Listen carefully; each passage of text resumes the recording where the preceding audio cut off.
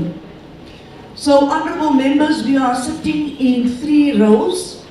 I will stop you if your question is too long. We have 2 committees. If you take 1 question each and you have to get responses, we are going to sit in this venue for a very long time.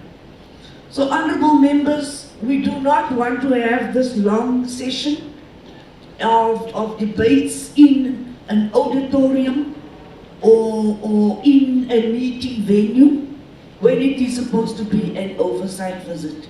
So I'll start with the questions for the first round. We can start your left to my right.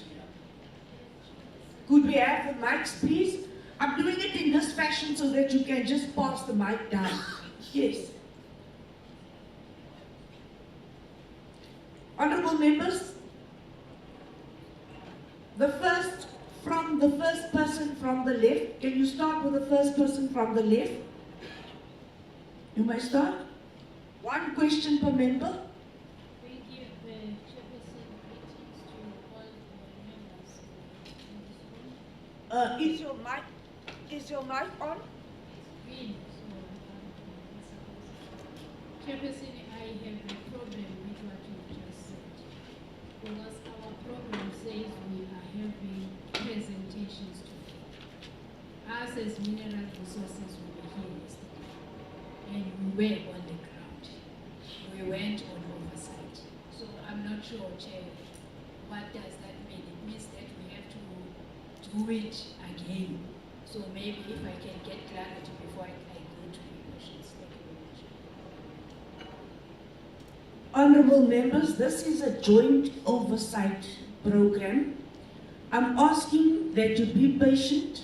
Yes, Minerals, you did your visits in the field yesterday, a whole day. But please be patient. There is another committee with you. It is a joint program. And I'm trying to accommodate the committee of police as well. And I think you should respect the fact that another committee has joined you today. The joint program was approved by the House Chairperson.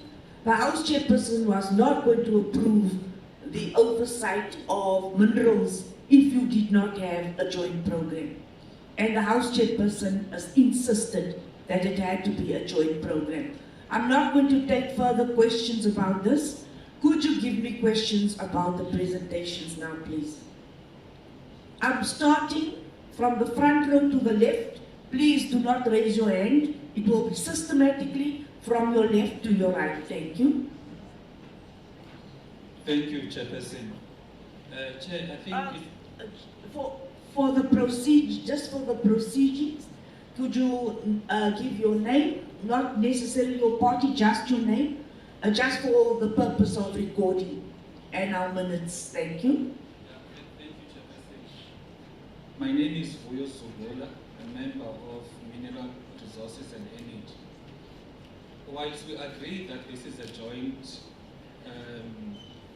portfolio committee between police and mineral resources and energy, it's important, Chairperson, that both committees are in the light about the program that will take place today. It won't help that you box us that this is what will happen, because we have a particular understanding as to why are we here and the program that needs to follow.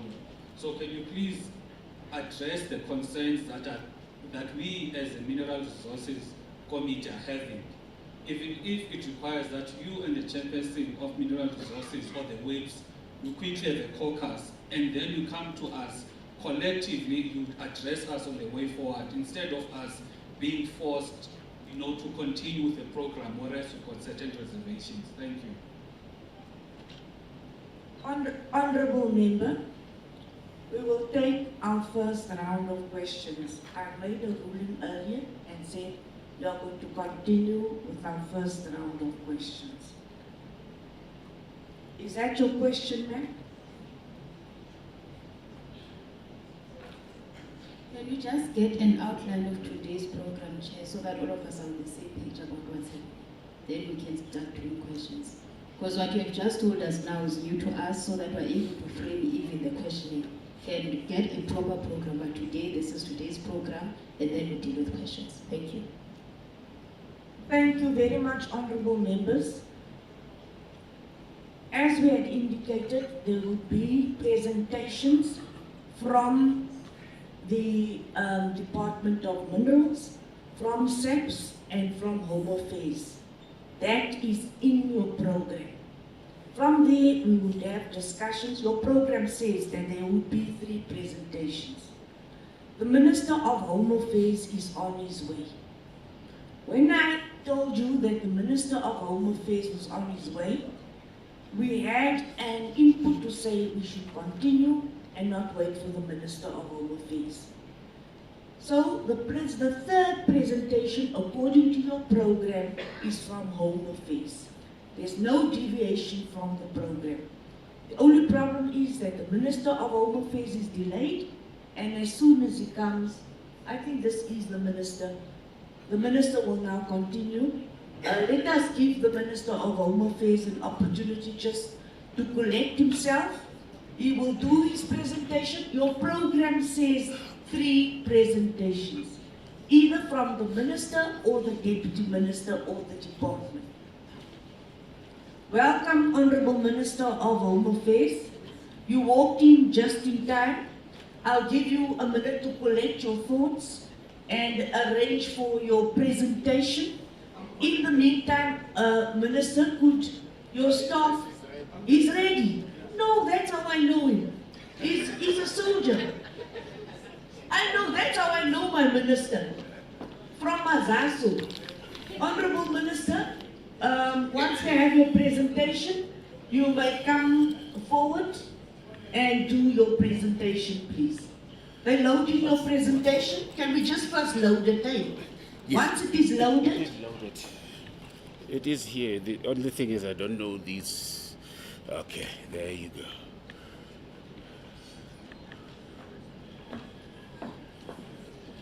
Thank you very much. Good day, Minister. Thank you very much. Honourable members, your program says 3 presentations. If you can look at your program. Yeah, use it just this one. Yes. No, before I didn't predict what you're going to say.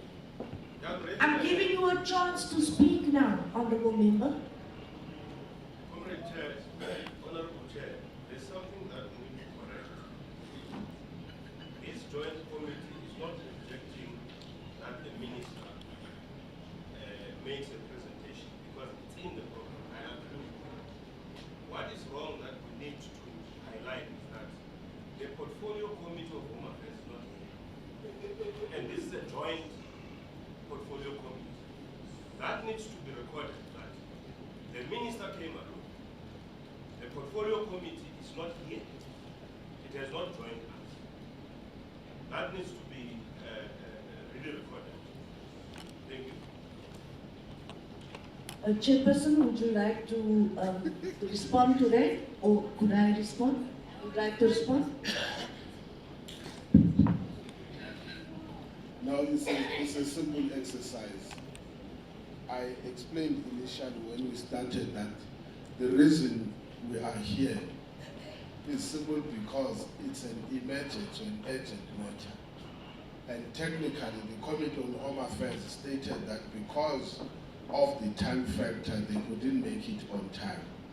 But one point we must also assist is that any committee of parliament can invite any department and its executive authority. We can invite the Department of Police, even if the Committee of Police is not present, as long as the matter that we are dealing with relates to a mandate of that Committee of Parliament. Equally, mineral resources is called all over, mineral resources and energy is called all over the committees by DTIC, even by police, simply because it depends on the matter that is being dealt with. Yes, we can note now that the Committee of Home Affairs is not here, but I did state that it is simply because of logistical arrangements. Can we please allow the minister to continue? Then we will deal with our issues as committees when we get time. Yes, Honorable Mahlan. Yes, we humbly want to allow the minister to proceed, but we don't have the presentation that he wants.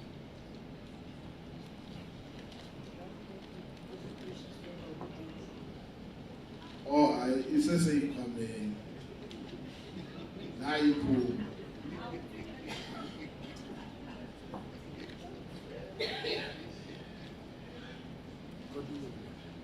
We can continue. Honorable Minister, welcome. You could continue with the briefing.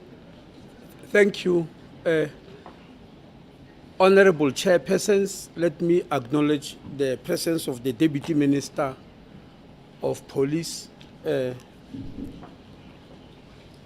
Honorable Castle Matale is the only one I can see now. If I didn't see any other, please forgive me. And Chairperson, I wish to thank you and honorable members for giving me this opportunity. We had a press conference announcing very important things which we couldn't postpone because we organized it long before this meeting. So I didn't come late for undermining the committee. The first thing, Chairperson, yes, the heading there is about, is on ministerial briefing on illegal mining from the Department of Home Affairs. But we want to state up front that generally when it comes to mining, even illegal mining, we do not necessarily have any direct mandate as Home Affairs, because illegal mining can even be done by South Africans. Our mandate is only for any person who has entered the country illegally, whether they are in mining, whether they are in agriculture, whether they are in constructions. Once they've entered the country illegally, yes, then that's our job. That's why we started with a mandate, mission, values, and vision for you to understand.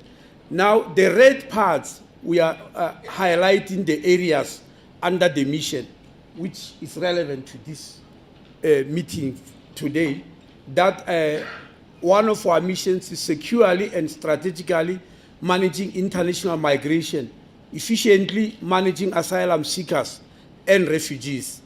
Under the mandate, we've got 3 mandates as a department. Firstly, management of citizenship and civil registration. That's not what we are here for today. But management of international migration, and I think that's what brought you here. And then, of course, the management of refugee protection. Now, what will be the outcomes? The outcomes is if we have got secure management of international migration resulting in South Africa's interest being served and fulfilling international commitments, and also efficient asylum seeker and refugee system in compliance with domestic and international obligations.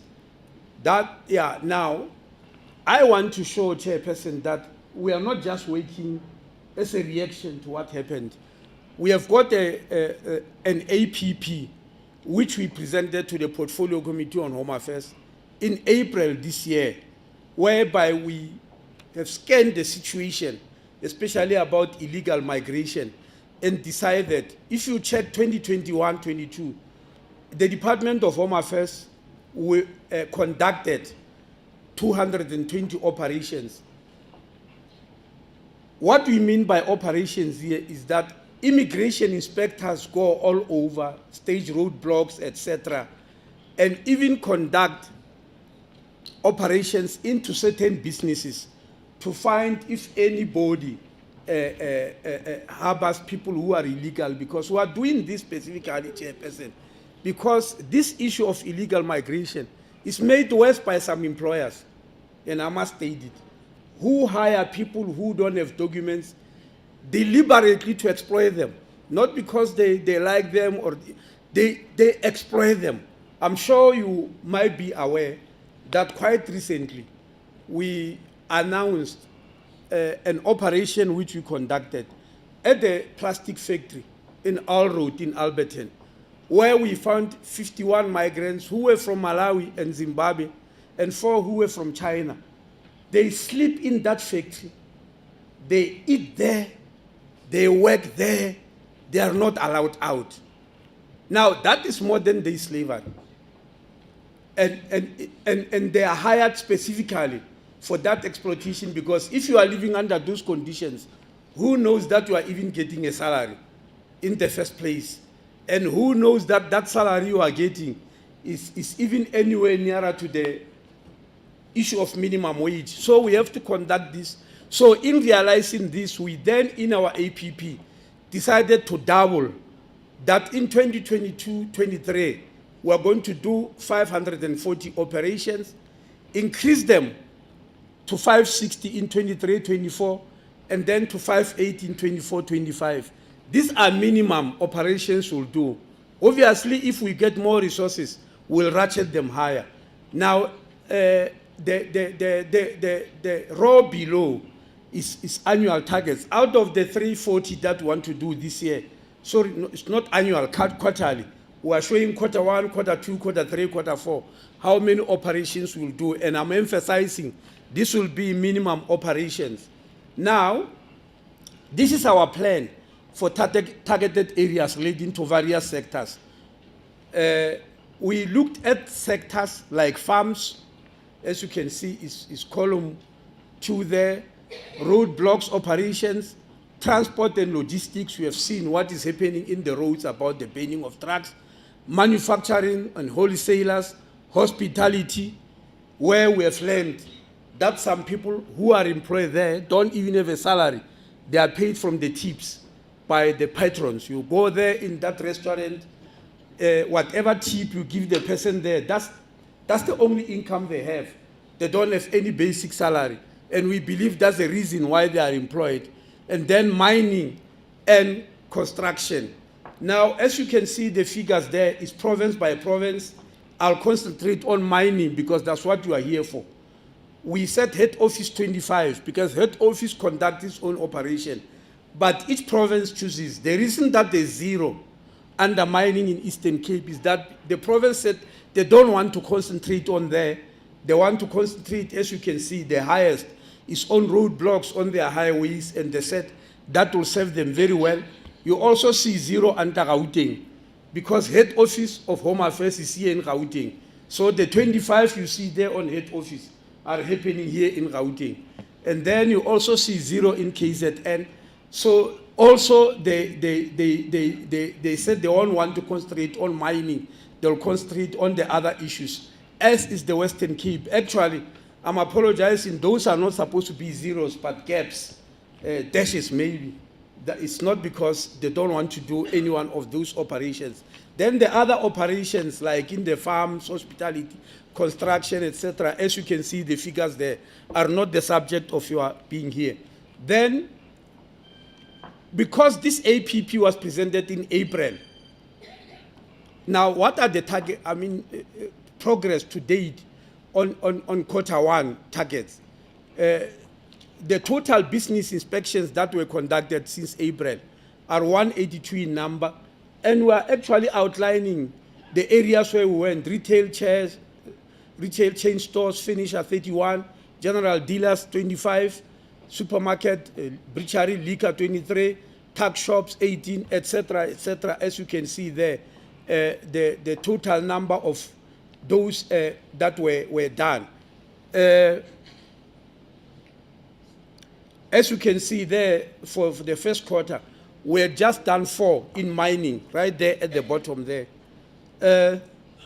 Now, we want to inform you that the other operation in which Home Affairs is taking part is Operation Ukai Molao, which is conducted in Gauteng. It's an ongoing joint operation between the Department of Home Affairs, SAPS, and Metro Police in both Tshwane, Joburg Metro, to deal with the challenges of illegal migration. During the period 1st April 2022, 1,476 foreign nationals were found to be illegal in the country, and deportation process were followed. The top 4 nations which were found is in their order: Zimbabwe, Malawi, Lesotho, and Mozambique. The inspectorate conducted operations at the following mines: Primrose, Western Area, Wedela, Mirafong, and in Mirafong and Megali City. And then in Operation Siasebenta, it's a national initiative by Department of Home Affairs Inspectorate to tackle the challenges of employers who deliberately employ illegal foreigners throughout the country, as I said, in order to exploit them. During the period, the 1st April to date, 215 illegal foreign nationals employed were found to be illegal in the country, and deportation process followed. There were 45 employers that were charged in terms of the Immigration Act. I must state that this issue of charging employers is not really bearing fruit, and that's why we are looking to changing legislation. The reason is because they go to court, and the magistrate or the judge said, no, we fine you 3,000 rand. For an employer in a company, 3,000 rand is nothing. They pay the money and smile back and do what they've been doing, but that's what happens. So people might believe that nothing is happening to employers who do these illegal things. They do go to court and they come out maybe with a slap on the wrist, and that's why you might not even have heard about it. And they keep on exploiting. I really call it modern day slavery, which the Department of Home Affairs is not prepared to be part of. And again, the people who are found in this, who are being exploited, are Zimbabweans, Mozambicans, Lesotho, and Malawians. Now, what is the response of the department after the incident, the very unfortunate incident that happened here in Krugersdorp that brought you here? The department has been participating in multidisciplinary operations in the Western area to identify the so-called Zamazamas who are illegal in the country. The operation and inspections are aimed at combating illegal migration and contributing to national stability. The team has also focused on the other acts of illegal migration in the areas that are saturated by the so-called Zamazamas. The mandate of the inspectorate is to enforce and ensure compliance within the South Africa in terms of the legislation administered by the department. A multidisciplinary integrated operation to target Zamazamas commenced on the 29th of July 2022 and will run until the 11th of September, after which we will review it. The stakeholders comprise the following departments: Department of Home Affairs, SAPS, Department of Employment and Labor, Department of Mineral and Energy, Morale, City Municipality, Traffic Department. We're all doing those together. Now, since the unfortunate incidents of sexual assault that took place in Krugersdorp on 28th of July, government has undertaken a program of engaging communities affected by Zamazamas as well as embarking on law enforcement. And I think the police did report to you. Maybe I shouldn't waste a lot of time, but we are just showing on the 29th of July to the 3rd of August, the number of people arrested and the nationalities there. And between the 6th and the 7th of August, we are showing the 69 people who were arrested and the nationalities there. And on the 9th of August, we are showing the number of people who were arrested and the nationalities. Now, what is our operational program of action going forward? From the 9th of August to the 11th of September and beyond this, with operations Siasebenta as well as Ukai Malay, they will be intensified between the hours of 8 in the morning and 20 hours in the evening daily. Deployment of 60 immigration officers is to be made, and we are mentioning the names of the people there who are in charge. And I must emphasize, Chairperson, I suspect you also got this from the police, because I said the minister mentioning it. We suffer from the same illness in terms of staffing. Ever since 5 years ago, when Treasury announced that the compensation of employees' salary bill is heating up and put a moratorium, when people left, we could not replace them. At some stage, we used to have 850 immigration officers. We are now left with about 600. It's only recently that Treasury has given us money. We are busy interviewing people to hire 200 extra immigration officers, in the same way as the issue is being corrected for police. So quite a number of times, this, as you can see, is not adequate. Now, these are our operation areas from the 8th to the 14th of August. In Western, those are the areas there, Carltonville, Beggersdal, West Oloaria, Kuchong, etc. And the processing centers is Krugersdorp Police, South African Police Service Center. From the 15th of 21st of August, that's next week, it will be in Johannesburg, Lalagte, Rivoli, Selby, Dobsonville, etc. And the Joburg Central, SAPS, will be the processing center. And then from the 11th to 12th August, that is today and tomorrow, is in Western, in Sidibeng and Heidelberg. The team is busy as I'm talking now. And from the 27th, 28th August, Ikuruleni, Springs, Brakpan, Jamestown, Crystal Park, etc. And Spring Subs will be the processing center. And from the 11th to the 5th to the 11th of September, it will be in Niger. And it will be Joburg and Ikuruleni, and the operation area will be Niger. Stakeholder engagement with affected countries on cooperation to deal with this issue of illegal migration. On the 2nd of August, the DG of the Department of Home Affairs and the DDG of Immigration Services met with the Permanent Secretary of Home Affairs of Lesotho to discuss this issue of illegality in illegal mining activities and areas of cooperation, including the issues of deportation. Botswana Immigration Border Technical Meeting was held from yesterday, even today is on. Mozambique Immigration Technical Meeting will take place in Maputo on the 2nd and 23rd of August 2022. Zimbabwe, South Africa, I'm sure you are aware, senior officials meeting on the midterm review of South African Zim Binational Commission on the 9th of May 2022.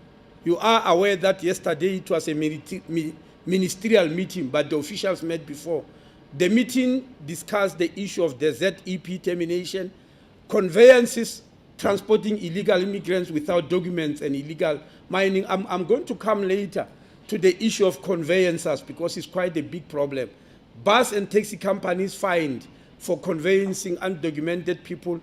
And on the 10th of August 2022, there was a ministerial session on South Africa-Zimbabwe Binational Commission. That was yesterday, as I've already said. The appeal and review against migration administration fines imposed against Rimbi Travel and Tours Bus Service. Rimbi Travel is chosen specifically because it's a bus service from Zimbabwe. The people who come here illegally don't just jump the fence. Some are conveyed in buses. And this Rimbi bus service is one of those that has always been found. And I must confess, there's been leniency on this company for quite a number of time. Because from 2016, a circular went out in the Department of Home Affairs in terms of the Immigration Act 2002. Any conveyancer, meaning a taxi, a bus, or any private conveyancer who convey an illegal person, they are charged 15,000 rand per illegal person. Even airplanes, don't think it's only these ones, even airplanes do that. If an airplane comes here with a person who was supposed not to be in South Africa, we charge them 15,000 rand per that person, and they must fly them back at their own cost. Now, we are not just evil in just charging people. We have got a legacy project for 2010 World Cup, whereby we have got a 24-hour center in the Department of Home Affairs. Any plane that leaves any part of the world at any one time, before the plane takes to the air, they must give us a list of passengers so that we see if there's anybody that's undesirable. That's why it's not easy. It's not easy, I must state, to find illegal people from Europe. It's not because they don't want to be illegal. It's because it's not easy for them even to get into the plane and leave. Because we are sent a list of them, and if we find out from our records that there is something wrong with a particular passenger, we tell that airline that no, the plane can take off, come here, but not with so-and-so inside there. And they have to ask that passenger to disembark. Some airlines take chances because they believe government sometimes is too busy. They do bring them, and when they are caught at the airport, the law says you must charge them 15,000 rand. So this Rimbi bus service, that has been happening, and they've just been defying it. Until in February this year, I went to Bait Bridge. I found Rimbi bus service again, and the driver was not even having a passport in the first place. And now having a passport is an international obligation. Why am I telling you that? I think there's a lot of relaxation where people were not being reprimanded and just saying, I can do anything. Because when Rimvi was charged 450,000 rand, they wrote a letter to appeal. You could hear from their letter. They don't take this as a serious matter, believe you me. From their letter, yeah, no, hey, no. So we called a meeting with the Minister of Transport here in South Africa, because the licenses to cross the border is not from Home Affairs. We deal with human beings, but the buses and taxis is the cross-border road transport agency, which is in agreement with Zimbabwe. In that meeting, our officials also met the Zimbabwean officials, and they were happy. I'll tell you, they were happy. They said, no, we have been waiting for this meeting because we are running legal operations, but there are bus companies from our country that are running illegal operations, and if you don't take action against them, they are out competing us because they don't have to follow the law. So our businesses won't flourish. Theirs will flourish because they don't have to follow the law. And they emphasize, the Zimbabwean bus companies that emphasize that please take action against any conveyancer from Zimbabwe who comes with people who are illegal. And that's what we are doing, and we are saying those who continue to do this and don't pay the money will never be allowed. We'll stop them at the borders, unfortunately. Now we are just showing, during Q1, under Section 50, subsection 3 of the Immigration Act, this is about conveyancers which have been licensed to cross the border. That means buses and taxis. 345 of them were found to be conveying people with no documents at all. Now, the number seems very high, but remember, some carry only 2 people, others carry 1. Rimbi bus service, the reason that I'm mentioning it, it carries a large number. At any one time, it was found to be carrying 28. So the total amount of money we have charged them is 5,125,000. Section 50, subsection 4, is about private conveyancers. 23 of them were found, and they were charged 565,000 rand. I've already mentioned the story of Rimbi bus service. Maybe let me leave it there. Now, the issue of border management recruitment, you are aware that this parliament passed the Border Management Act in July 2020. And since that time, the following activities took place: the appointment of the commissioner and 2 deputy commissioners, Deputy Commissioner of Operations and Deputy Commissioner of Corporate Services, who are working together with the Commissioner, the completion of transitional structures and finalization of the process for incubation of BMA as a special branch within the Department of Home Affairs. That means the structure in terms of the Border Management Authority Act that is now guarding our borders is a temporary structure which is incubated as a branch in the Department of Home Affairs, meaning that we're giving the commissioner a sort of a same level as a DDG, because branches are headed by DDGs in government departments. But we are working very hard such that by the 1st of April 2023, the BMA will be a stand-alone government entity in terms of the PFMA. In other words, it will be an entity that deals with the borders, with the commissioner being independent from the Department of Home Affairs. They will report from a committee of 10 ministers. Now, that is called the Interministerial Committee. Normally, honorable members, interministerial committees are appointed by the president for a particular job. This is the only interministerial committee that is not appointed by the president, but appointed by an act of parliament. That means the BMA Act itself mentioned the ministers, not by name, but by department, who must sit and run the activities of the Border Management Authority. So it's not run by Home Affairs per se, it's run by that committee. It's only that the committee in terms of the act is chaired by the Minister of Home Affairs. And I think it's important to give you the names, the departments. These are the departments which are affected by anything that happens at the borders. It is the defense and military veterans. It is South African Police Services. It is Treasury because of SARS, because SARS report to Treasury. It's the Department of Agriculture because no agricultural good can go through the border unless the Department of Agriculture says it must happen. It's the Department of Fisheries, Forestry and Environment. No fauna and flora can also go through the borders until that the department says so. It's the Department of Transport, it's the Department of Trade and Competition, is the State Security Ministry, is the Department of Health. You must be aware that the Department of Health has got a big role at the borders. During COVID, the people who were deciding whether you come in or not, whether you have got a COVID certificate, was the Department of Health. Now, all those structures are incorporated into the Border Management Authority, but their ministers will remain in the Interministerial Committee. Why is that?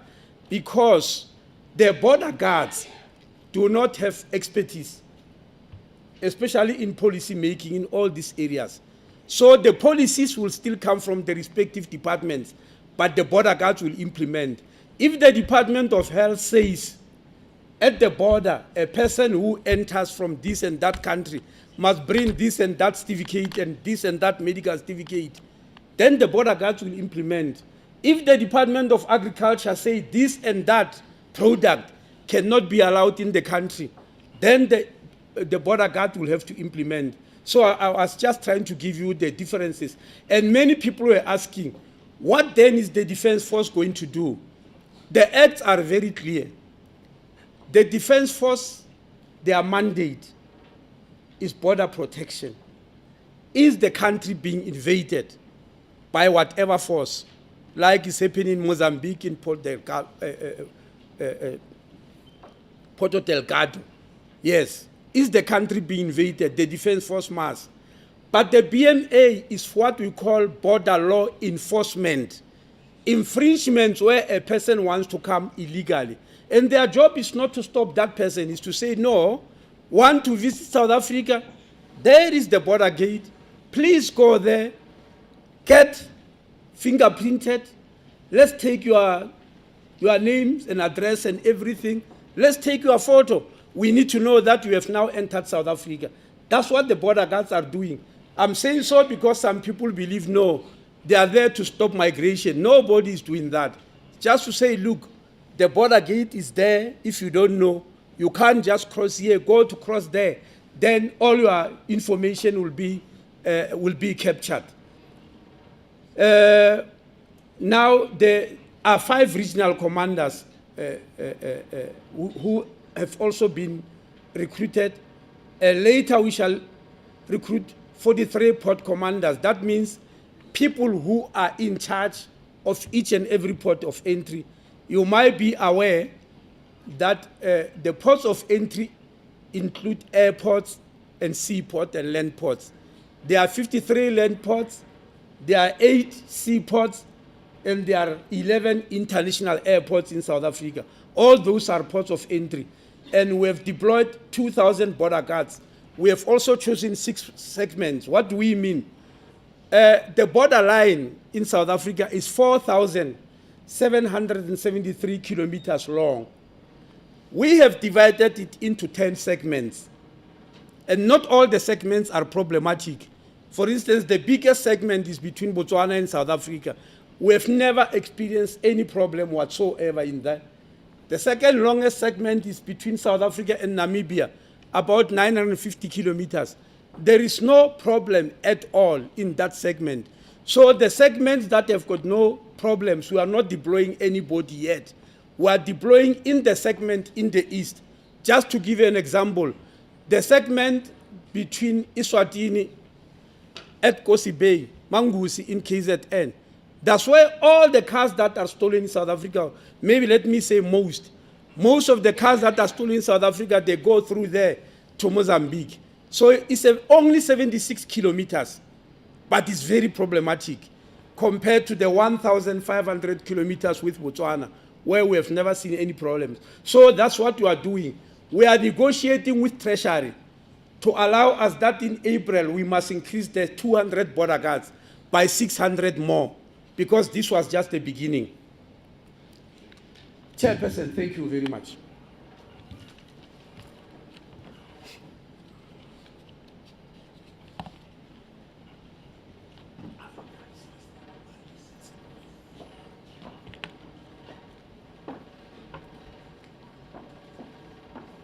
Thank you very much, Honourable Minister, for that informative presentation.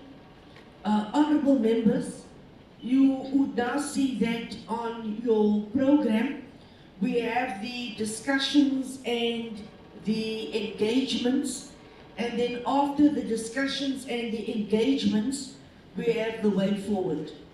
Our Honourable Minister and Deputy Minister will allow the honourable members to now present their questions, and DG from Minerals and Energy, your members will also present you with questions. If you could take those questions after all the members have given one question, we'll take the first round of questions. Could you then assist us with responses? If the Minister of Home Affairs has left, the Minister would then indicate who would respond to the questions from Home Affairs. Deputy Minister, you would also then be assisted by SAPS. Deputy Minister, you do have your team who would assist you with your responses. I'll take one question so that members can be thoroughly responded to, or else members would want to come back and ask a follow-up question. So as I had indicated earlier, I'll start to your left, come down. If you have one question, you present it, you will give me quite a number of questions, and then I'll ask for responses. Yes, you may start. Do we have the roving mic for the members, please?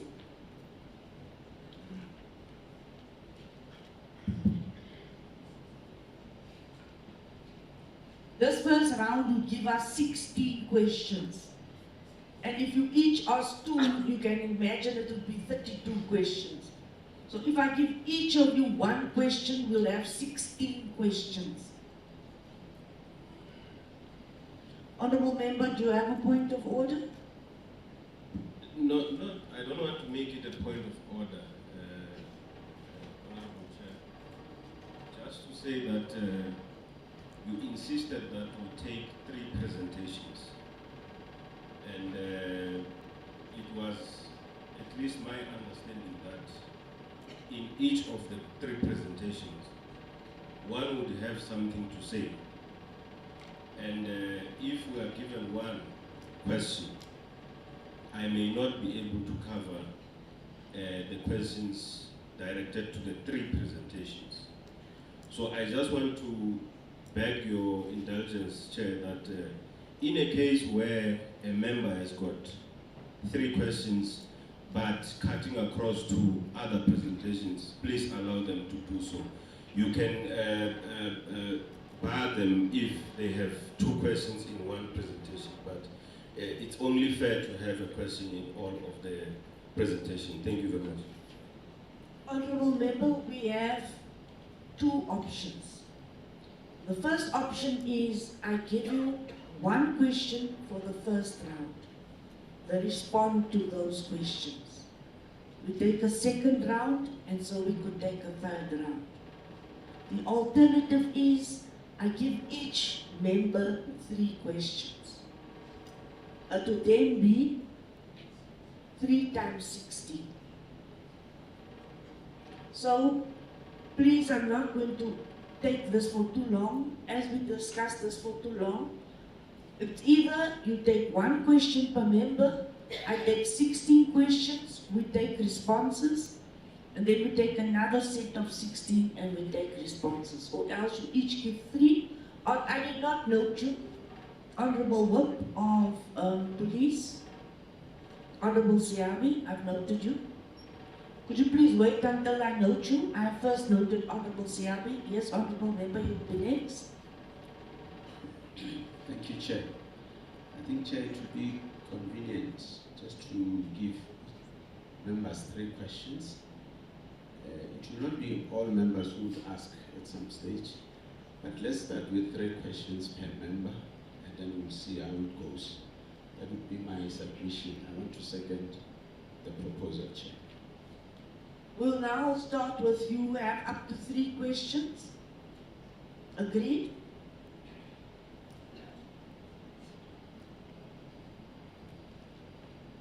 Thank you, Chairperson. I've already greeted the chairpersons, the departments, ministers, members, and all protocol observed. My first question goes to the Department of Minerals and Energy. Whilst we are gathered and concerned about what transpired in Krugersdorp, but the reality is that as we're sitting here now, there's more illegal mining happening across the country. And when I was listening to the presentation, it is focusing on the runners, it is focusing on the zamazamas, on the illegal miners who could be replaced at any given time. I'm not getting any sense of priority or focus on the drivers or the enablers of illegal mining, meaning the syndicates. As the presentation that was spoken by, I think it was the police, they mentioned how some police are involved or senior people are involved. Therefore, my question there is, what are they doing to address the issue of the syndicates, whereby they will deal with politicians? If there are any government ministers that are involved, let them be investigated, and the entire country must know that Minister so-and-so is actually behind this. This particular mine is actually behind this. This particular business person is actually behind this. So that is my first question. My second question goes to the Minister of Police. We've seen how illegal mining contributes to the terrorizing of communities, the horrendous crimes committed against women and children and men, and the vandalism to the infrastructure and the resources. Do they not think that illegal mining should be declared, terrorism? Because the way we are approaching, or they are approaching the issue now, it's as if it's just a small crime, whereas the crimes they are committing, the amount of weapons that these illegal miners have, it is very worrying, because they are having semi-automatic weapons that are used in areas of war. However, the responses from government, it is as if it is someone who's carrying a knife. Then the last question is going to the Minister of Home Affairs. Illegal mining minister has a strong foreign element, and most of these illegal miners are illegal in the country, and should not illegal immigration be declared a national crisis and appropriate steps be taken by the government? Because from a perspective of the citizens, we only note you, Minister, alone that is driving the issue of illegal immigration. The other relevant ministers, for example, the Minister of Public Works, they need to ensure that there is proper infrastructure so that you don't have just a small fence whereby people can jump in and enter into our country. However, they're not doing or saying anything about the physical infrastructure of the borders. Similarly, the Minister of Employment and Labour is not actually coming to the party. The Minister of Police is afraid to call out these crimes as he fears to be called xenophobic. It is only you, Minister, and I want to applaud you for being patriotic and bold on the issue of illegal immigration. But should you not think that this crisis should be declared a national crisis? And lastly, to the chairpersons, I want to propose that let there be a follow-up meeting that would include the portfolio committees of defense, employment and labor, police, and us, and all relevant portfolio committees on this particular issue, so that we can be able to provide oversight. Because the concern I'm having is that we are going to address these issues here now, and next week we are going to have forgotten about them. And up until there's another incident that will cause for another emergency meeting like this. Whereas if there was proper meetings, consistent meetings between the relevant stakeholders and committees, we would provide effective oversight. Like it was addressed yesterday, there were recommendations made by the committee in 2018. However, in 2022, they are still not implemented. So I'm afraid that we'll raise critical issues now, but if we do not have a forum whereby we can follow up on those issues, we are going to continue persistently talking about these issues without any thorough implementation. Thank you.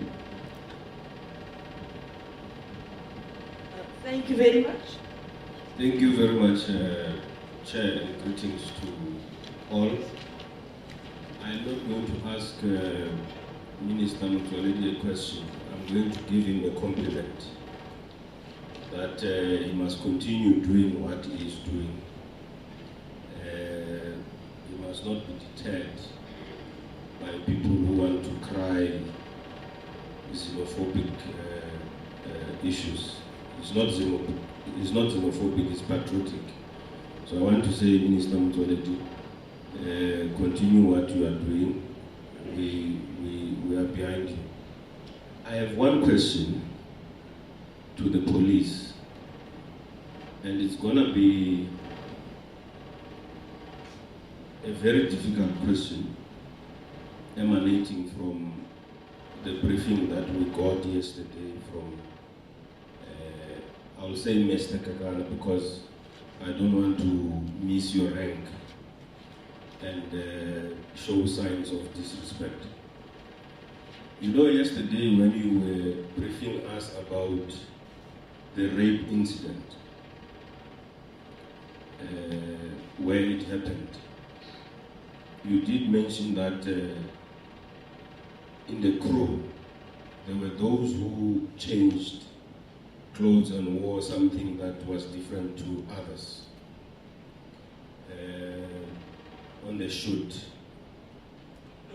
Now, when we left there, someone whispered something that was troubling to me, Mr. Kakana, that there are those who were there, 3 ladies, 2 whites, and an Indian, and they were not raped. All those that are raped were black and Africans. And those 3 are those who were wearing something that was not the same with the others. Is that true?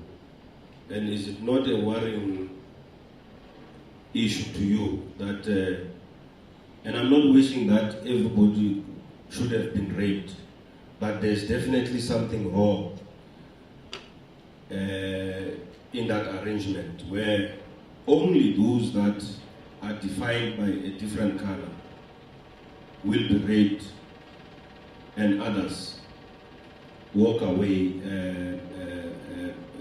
There's something wrong. I think your investigation is to go a bit deeper in that respect. Thank you very much.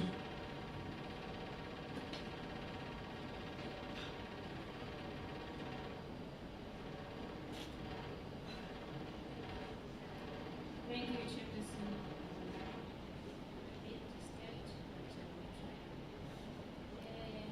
Chairperson, my question will go to, okay, let me first welcome all the presentations and congratulate Minister Motsoaledi. I think the presentation will do us well in the joint meeting of the portfolio committees. But what brought us here is the incident that happened at Krugersdorp. So, Chair, my first question will go to the Deputy Minister of Police and the Police Department. What is the allegations that police are involved? Are there any police officials that have been arrested? Because it's all over media that police vehicles are used by illegal miners to transport the gold that is attained illegally. The second question goes to the Department of Mineral Resources and Energy, to our entity SADPMR.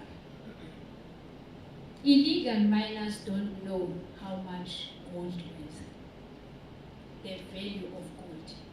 They don't even know the market. How is it happening that this gold gets mined, gets out of the country without the proper licensing?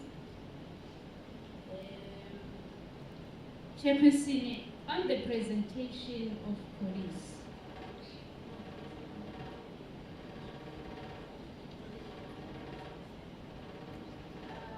because I have 3 questions to ask. Don't you think that, Deputy Minister, we need a dedicated unit to deal with illegal mining? Because I think it's going to get us down very, very quick. Thank you very much. Thank you very much for the question. Thank you, Chair. Let me also join hands in welcoming presentations. One question I have, Chair, revolves around the issue of the illegal firearms that also Honorable Sungula has mentioned. Based on the police intervention, I'm sure it's pillar number 1. What is it that they are getting, maybe, or they are finding in that when doing their intelligent assessment?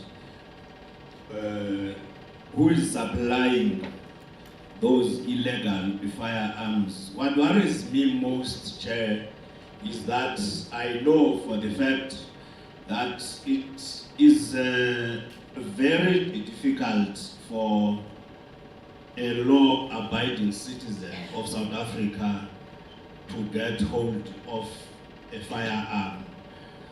Secondly, my question goes to the Minister of Home Affairs, and it also revolves around the issue of illegal immigration. Why are we not talking about preventing the illegal immigrants than dealing with the illegal immigrants that are already here in South Africa? Also, I'm asking that, Honorable Chair, because I know it is very difficult for a South African citizen to get into other countries, while it's very easy for some to get into South Africa.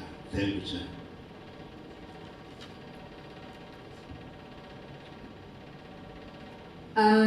Thank you, Chairperson.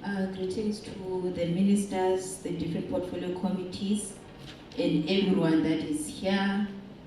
I think the magic word is protocol observed.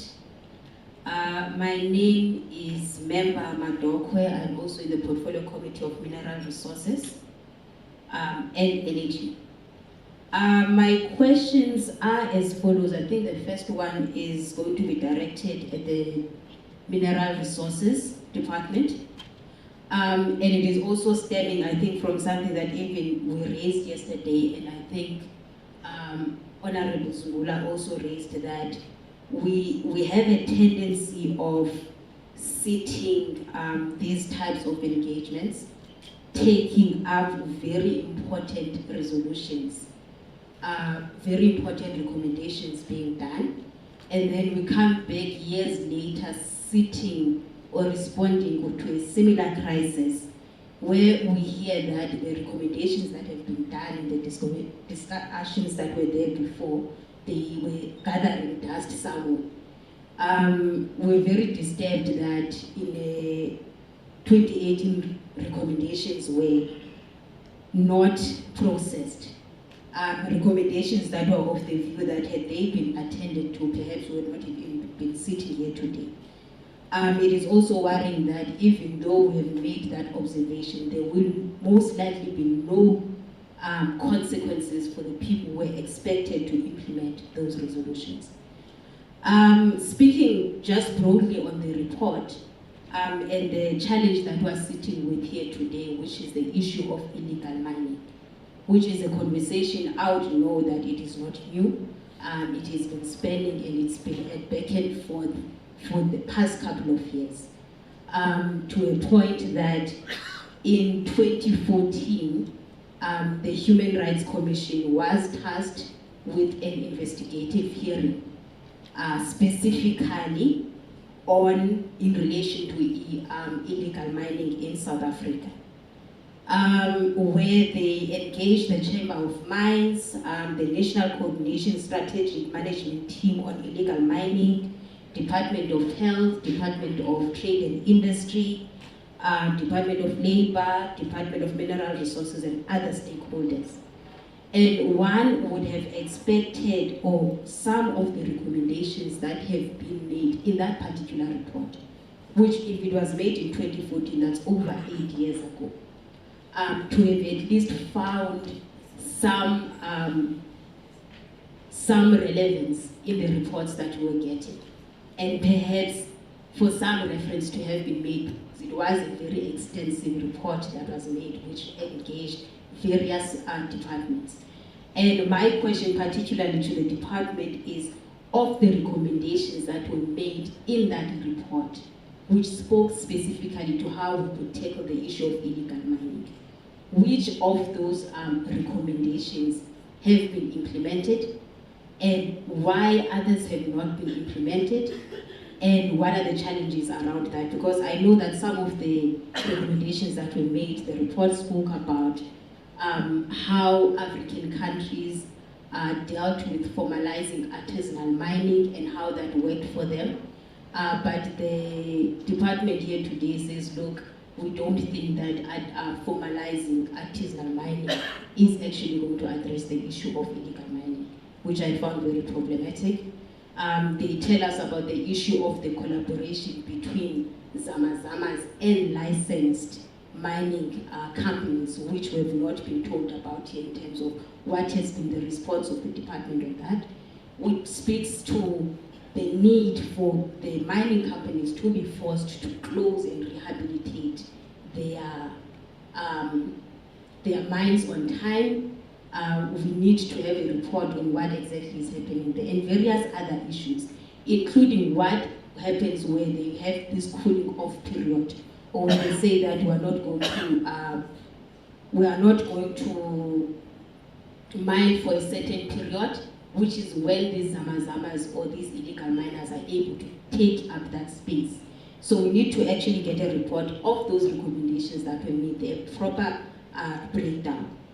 And then to the Department of Police, they also speak about, I think, the slide on the criminal value chain that they have.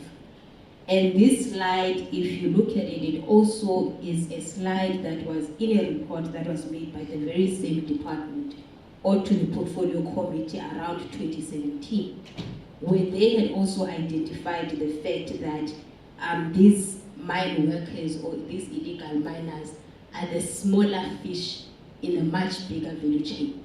However, up until now, which is almost 5 years later, we're speaking about clamping down on these people, but very little is said on the other top tier and the much bigger fish that we're supposed to be dealing with. And my question rather is that when we say that we have, for instance, the international buyers, or we have international importers and refineries and all these things, what is the progress of the police in clamping down on those people? How many have been arrested in the 5 years? How many have been sentenced? What is the program around that? When we're speaking about the national buyers, who are the buyers? What are the implications of them actually being the ones that are implicated in illegal mining activities? The dealers, the whole entire top 4 that we're not speaking about, why are we only concentrating on these illegal miners and not the others? And what is the progress that is being made there? And then on the Department of Home Affairs, I would like to know or understand that is it Operation Siyasebenta and Ukai Mulao. Is this an operation that we are planning to have much more long-term and more intensive? And if so, considering the fact that there's already a resource shortage that has been highlighted by the minister, and also considering the fact that as much as the department is doing quite well in terms of dealing with illegal immigrants and their employment in our country and all these things, but we can't take away from the fact that the department itself, in terms of servicing South Africans, in terms of there's always, like if you work in the rural areas, you find out that there are issues of network and all these other things that we've not been able to address at a more local level.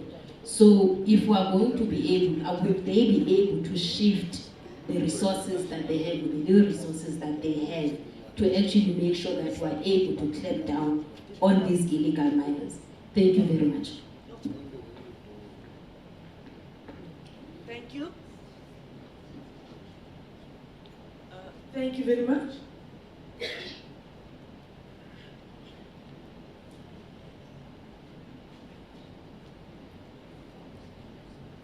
No, thanks, Chairperson.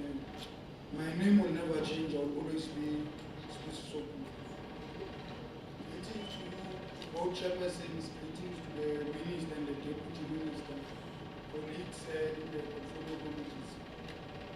Chair, I think I must say, man, on the question that was raised by my way, on the unfortunate incident that happened in Westville, I was quite disturbed, Chair, yesterday when I watched Checkpoint on ETV and heard at first the testimony of some of the women who were sexually violated.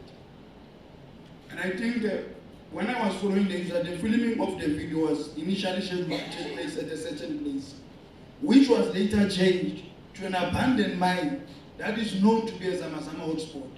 So I want to know from the police, are all the parties who were there complying with the investigation of the police? Because some of them, I saw the arrogance they had, do not want to account for some of their contribution on this particular incident. So I will hear from the police about that. Also on the presentation made by SAPS, it is estimated that there are about 600 abandoned mines in Gauteng alone. And that on its own serves as a feeder to this issue of illegal mining. So I want to understand from the department, what is it that they are doing to address this phenomenon, not only here in Gauteng, but all over the country? Because for as long as we have got abandoned mines, the challenges associated with illegal mining will continue.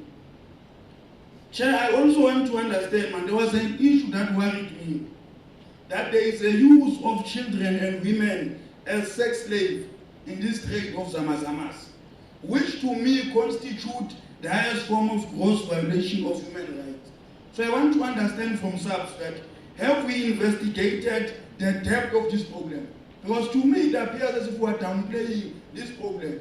Here we're shown on the charts that an isolated incident of one person involved there. But I know that there are many women and children who are used as slaves in this case. So have we investigated the depth of this particular problem. Lastly, Chair, I was a bit worried when there was an issue that was raised about police involvement, which all of us knows very well, especially those of us who are coming from these areas. So I want to understand, I think it was coming from the presentation of Amon, that there was an intervention made, but I want to know how many police have been arrested, charged, and sentenced thus far who are part of this thing. Because I think we must say upfront that the police in some instances are doing a good job, but there must be something that must be done about those that are tainting the image of the police force, because we must be able to give a complete report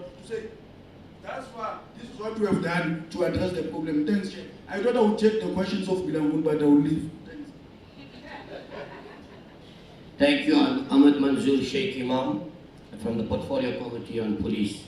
Let me start off actually by congratulating and thanking the Minister of Home Affairs. You did a fantastic piece of work under the Department of Health, and it continues under Home Affairs.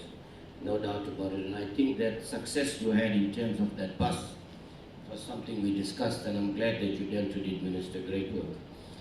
My first, and let me pose my first question to Home Affairs. Minister, I think you said there were certain segments that you're not going to attend to because we don't have a problem.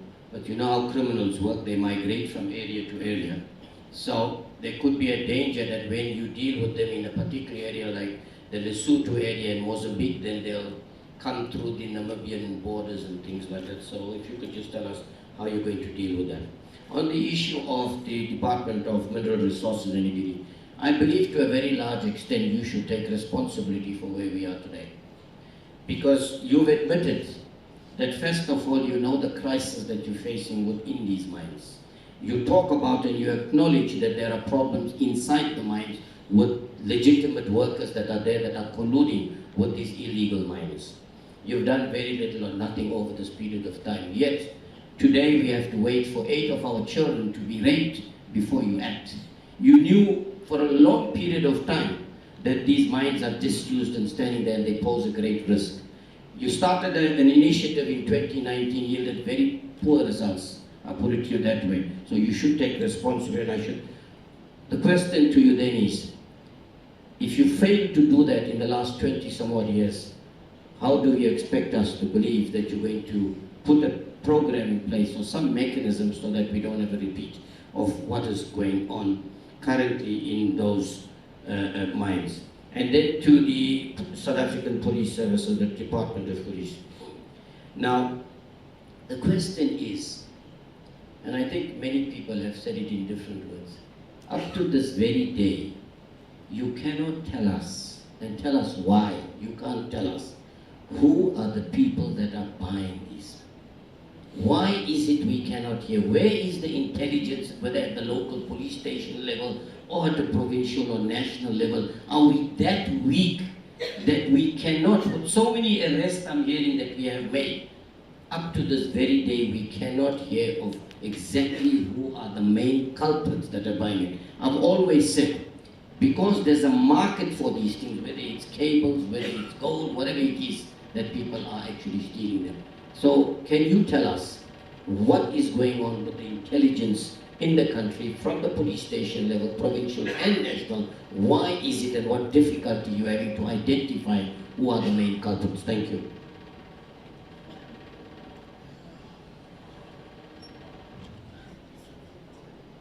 Thank you, Chairperson. I'm Honorable Shemweni from the EFF. My question goes to the South African Police Services. I've noticed on TV they were showing the crime scene. And I've seen police officers collecting evidence in the crime scene. Now, what disturbed me is that seeing that police officer from FSL putting everything that he collects in one bag. from the crime scene. What is the meaning of that?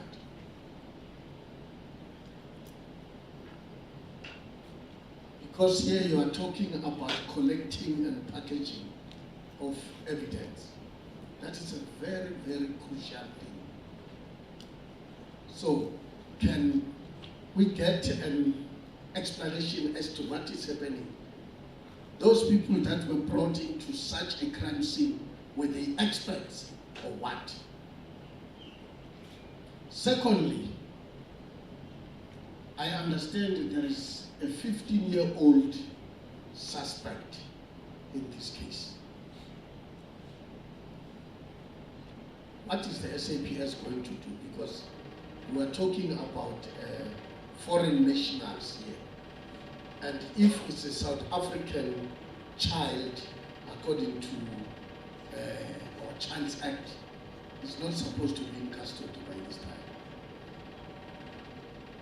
So what is the South African police doing with that?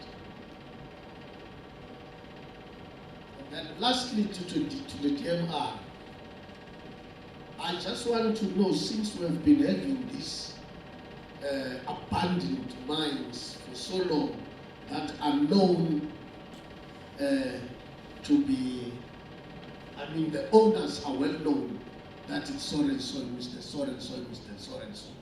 What happened to these owners of these mines? Are there any fines or what? If not, why? I thank you.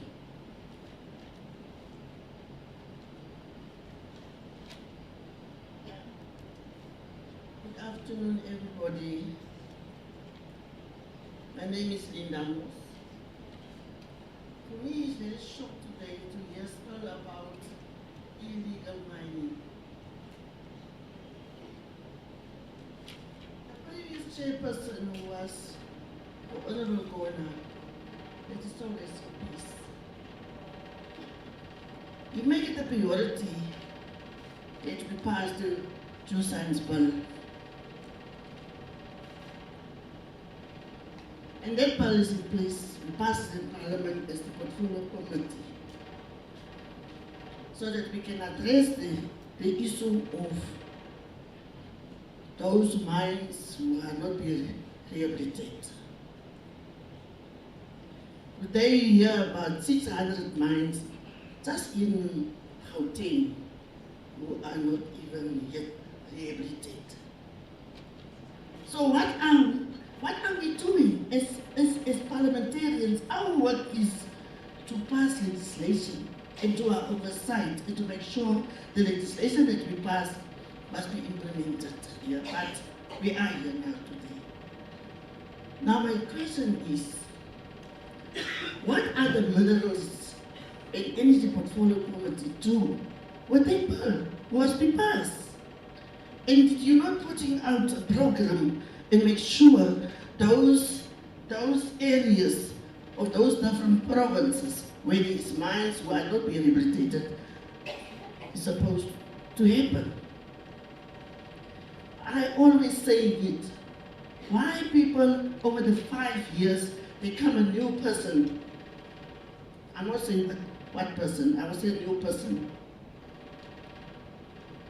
Why are we changing the work which already been done for the 5 years?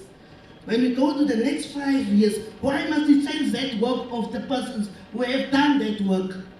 You take actually for us backwards, not moving forward. Why we come up with a new things when there is already groundwork be done? I'm saying that very flatly. I'm not apologetic to what I'm saying. I know what I'm talking about. On the issue of the young people be used for sex slaves, I don't think it's be acceptable. That's a straightforward thing. Is Honorable Mbeni is saying there is a Child Act. All those things that we're talking about today, there is legislation in place. There is legislation in place. But the pace is too slow. The pace is too slow. And I'm glad the Minister of Home Affairs saying that Treasury agreed to give him extra help. Because you cannot do it without you don't have staff of people to work to do this work.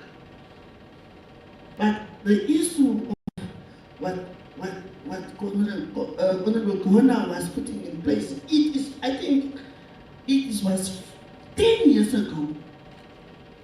It's 10 or 15 years ago that we make a point that we must rehabilitate the mines. And we make a point that we put that legislation through Parliament. So what is the issue? What is the issue that it didn't happen over the last 10 or 15 years that not be implemented?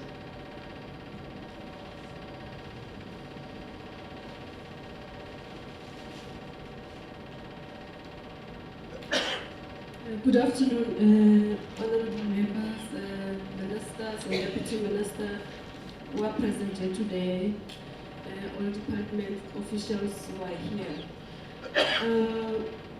Starting with the issue of illegal mining, maybe just to say that over the years, mining companies have not done justice to communities where they were mining. Some areas are left worse off, whereas the miners or the bosses of the mines have left with minerals and a lot of money wherever they are. Now they leave these mines unattended, open as they are, not even bothered to close the mines and allow illegal miners to come in. Now what is even worse for the community around those mines is the second part of their punishment or suffering is to be terrorized by illegal miners, like it happened in West Village recently. So I think there is something that the mining bosses need to do, because I believe that when they apply to come and mine, they make applications, they register, they do everything and do according to law. But what happens when they leave the mines, or when they have made their profit, they just pack up and go. Leave the dust hanging there in that community, the heaps of dust with those communities, nothing to show that there was a mine, because the community has not benefited from those particular mines. So I think there's an area that we need to look into, beneficiation of the mines that come in, whether it's South African miners, companies or international companies. There's something that to look into. As much as they apply and do all the protocols when they come in, when they leave, there must be protocols that also ensure that you are not going to leave this area before you have sealed off everything, closed up all areas, because we don't want to experience in the future what is currently happening in our country of illegal miners. The other thing is that when you check the report, human rights report, somewhere it talks about illegal miners. What do they do in communities? They cause lawlessness. That's the area of lawlessness that we are experiencing. Maybe we've been seeing it, but not to this extreme. We are running around, we are sitting here today because something big has happened. Women have suffered because of the lawlessness of these illegal zamazamas or illegal miners that come into our communities and even harass the communities. When the people of Westville talk on TV, we have not met them personally, but when they talk on TV to say that we are having a curfew, that is set by the zamazamas that at certain times we cannot even go to a tuck shop or go to visit your neighbors because of the fear of being terrorized, of harassed or even attacked within their communities. So there's a lot of lawlessness that illegal miners are causing in our communities, and we cannot tolerate that anymore. As we are sitting here, they are also sitting planning somewhere. They have left maybe West Village. They are in another area, and it's not going to end in Gauteng. All the provinces, I think the cities that I've seen, I think was last week Friday on TV, live interviews and community with the police of Gauteng. It should happen already in other provinces, because they strategize. They are a syndicate wherever they are. They strategize, they move their straight to where they think is a bit quiet. And I think we should not allow any community ever to be harassed and traumatized to the extent that we have seen it happening in West Village. The other thing, this operations, joint operations chairperson of the police, Home Affairs, I think correctional services in a way should have also been part of this, because we need to know how many have been arrested, and those who have been arrested before, has there been any repeat of the repeat offenders? Because you might arrest them in Gauteng, tomorrow they run to City Bay, and whether they are arrested at site, has there been every form of repeat offenders? And what has happened? What is happening in making sure that they really do get rehabilitated and not going back to what they have done, including the young children that we hear in the reports that have been presented, that some of them are used even as sex slaves in the mines, including boys, because the picture that I saw there of that young person looks like a boy. It's not the girl that I saw that they said, the slide was saying that they are used as sex slaves underground there. So it needs to be looked into, because we do have acts and laws in our country that forbid certain things of child labor and so on. Chairperson, we've started August month with a very bad note. And one can just imagine the trauma that the 8 women are going through, the women that have been sexually attacked are going through. That is something not easy at all. But we wish them strength. We hope that the necessary counseling that those who will be dealing with them, taking them through, will be really having the strength to take them through. Because we know when someone has been raped and sexually attacked, it takes away your dignity as a woman, first thing. And we hope that they will really, really recover and be well, because we cannot enjoy August month as Women's Month when a lot of women have been attacked in this way. And the law and the police really, they must do. I think the chairperson of the police committee, when you started, you said that harsher punishment or sentences of those who have attacked or sexually abused women in this form. And we need to see that happening.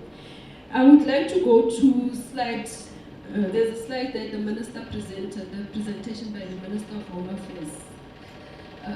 Slide 13, I think it was bullet point 3. That talks to the Rimbi conveyancers, the transport company, that keeps bringing people illegally to South Africa. Well and good, we find them and they pay. We don't know how rich that company is. But if a person continues disobeying or disrespecting the law and depending on their pockets to say we will pay the fine and we bring the people, I think something else needs to be done, a strategy or way of saying stop coming to, as a company, then being banned coming even into South Africa, because they are undermining the law of this country. And we cannot be paid by fines every now and then, but they continue doing the same thing. So I think that they are repeat offenders, and I think something drastic needs to happen to that particular company. Whether the money is still somewhere, but we cannot have people paying fines wire or forever, and not really getting harsher punishment or something that says you are banned from transporting people to South Africa as a company. Only then they will take this country serious. When they sit back at home and look into their pockets and realize that they cannot bring illegal people into the country. The other thing, Chairperson, the miners, the mine bosses or the owners of the mine, when you talk to this presentation by the Minerals Department, the owners of the mine and those who have worked in the mine will know exactly what is still left in the mines and what needs to be done. And how the other people come in, the slide also, the presentation also told us that we have seen who are involved in illegal mining, the Zamazamas who are there, former workers, and so on. But the questions must sometimes also go to the owners of the mines, whether they are overseas or wherever. Follow up with them needs to be done so that we know what is it that they have left in the country, because We are told that as much as the mining operation stops, does not mean minerals underground have stopped. Now, how are the Zamazamas aware or knowing that there are still minerals, and for them to really risk their lives and limb to go down there with all the risks that are there and still get the gold or whatever that they are getting? So I think the mining bosses and the former workers really know a lot. And if we start going to them directly in terms of questioning and finding the answers to this, they might even be able to give solutions. Because we cannot have our country be dark, holes and then just left like that, and people come and suffer, and it's traumatizing to the communities. So I think, Chairperson, those will be my inputs, and we need more these multidisciplinary operations. We need more of them. Let us not be seen when something big or drastic has happened, and then you are seen like we want to fight fires when the fire is already there. Let us be having them regularly, not just in Gauteng, all the provinces. I want to believe this is very important, Chairperson, because we talk here, somewhere they're listening and they're watching, and they are planning better actions and frustrating us to run behind them, after them all the time. So I think proactively let us have these multidisciplinary tasks, the police and whoever other part role players, stakeholders and so on, to be involved, including the communities, because sometimes we sit and plan and leave the communities, and when things happen, we want to include all communities. So I think it's very important that we take the communities along, and also encouraging them to take ownership of the areas in their own areas, including facilities of government in the communities. With that, Chairperson, my name is Bonima Rekwa, a member of the Police Committee. Thank you.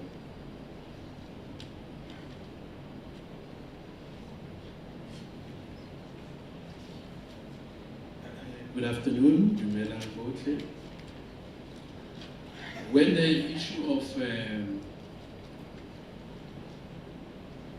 unfortunate rape of our people, the first thing I expected was an apology from government for having allowed our borders to be porous. It is a fact that when illegal immigrants are allowed in the country, they will do a lot of damage because they know they cannot be easily traced. So I think government must take responsibility. A number of issues have been said about the mine bosses. And my question around that is, when anybody applies to have a mine in the country, there must be rules and regulations given to that person or that group of people that will include responsibilities that they must take of ensuring that they rehabilitate the mines, and ensuring that they do not leave any community the way they've worse than they found it. After they have left and they've taken the money, people behind in communities are suffering, which government should ensure does not happen. There has to be consequences. But so far, we don't hear about any consequences. So I think it is government's responsibility to ensure that when any mine is closed, the place where the mine is left better than it was before, and that the people living in that area have in a way benefited from having had a mine in their area. My question, maybe the first question, well, the second question, I'm not sure. I think the Department of Police has to give answers and strategies or plans they have about what are they going to do to ensure the security of the people around the mines. At West Village, people said it, They were seen on television. We are living in fear. South Africans should not be living in fear. The police told us that there are children who are used as sex slaves. What are they going to do about it is the question that must be asked. To know that there are problems of security and rape in the country without being told what is going to be done about that is not helpful. So I want to know what is the police going to do about the rescuing, because the children there, both girls and boys, who are held there as slave slaves, sex slaves, must be rescued. Have they been rescued? Or what is being done about that? My last question to the Minister of Home Affairs. I also want to support my colleagues who have thanked you for the position you have taken, strong position you have taken about arresting illegal foreigners in the country without fearing that people will say you are xenophobic. But my question, sir, is that when the Department of Home Affairs gives the responsibility of border management to BMA, is that an admission of failure of securing the borders? Because it has been known for many years that the South African borders are porous. Criminals can come in and go. The worst criminals of the world come to South Africa because they know it's easy to come in. Now, is BMA going to do anything different that the Home Affairs Department has failed to do? I would want to know whether there is a plan, an improvement that BMA will give, on what basis, because many of them are relating to the minister. Even when they were introducing them, it was the Minister of Home Affairs that was there with them. So I want to know, are there new strategies that they will implement that the Department of Home Affairs failed to implement? Thank you. Thank you, Chairperson. My name is Officer Plants, and I am a member of the Portfolio Committee on Police. Chairperson, I am going to speak to the police first. I really want to congratulate them on a world-class operation that they launched. But that is not the end of the story, unfortunately. Chairperson, it's a well-known fact, and we've been discussing this in our Portfolio Committee on a lot of times already. Apparently, the same problem is still there. In the sense, even the 5-pillar plan, if you could call it that, first, lack of intelligence. Sounds very familiar to me. We have discussed that before. To the extent that at the moment we don't even have a head of crime intelligence in the police appointed. We don't have somebody like that. We have an actor there.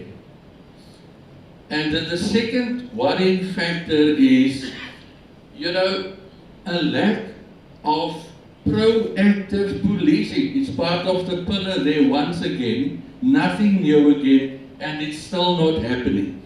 And my question then is to the Provincial Commissioner here is, General, when are we going to see a different approach in policing? We need a different approach.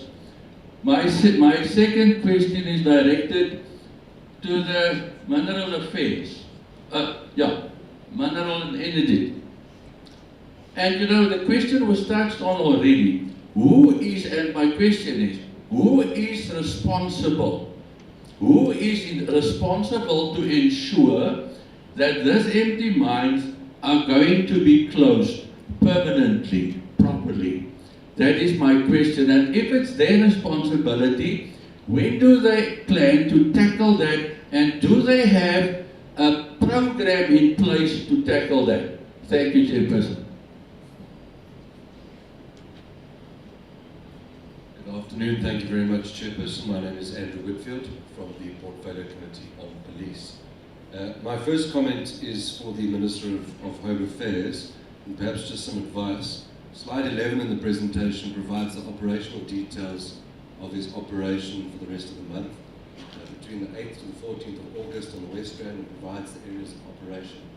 This meeting is being publicised through the media to the public, and he may want to consider revising his plans, which is now provided to the public at large.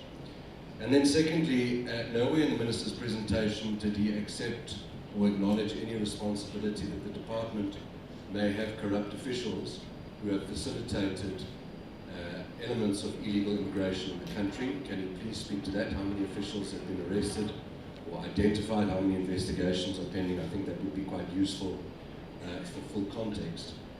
And then, Chairperson, in terms of the policing issues, my colleagues have raised the issue of intelligence. We know that there is a lack of intelligence within the South African Police Service. Challenges at the top. These are all well documented. But it is simply impossible, even with limited capability, that the South African Police Service can come here today and not give us any indication of the number of investigative leads, active investigative leads, into level 2, 3, 4, and 5 operators in illegal mining syndicates. It is simply impossible. I don't accept it. These committees should not accept it, and the public certainly should not accept it. So before we leave this meeting today, SAPS needs to indicate how many active investigative leads there are into those level 2, 3, 4, and 5 operators, and how many targets have been identified and or arrested.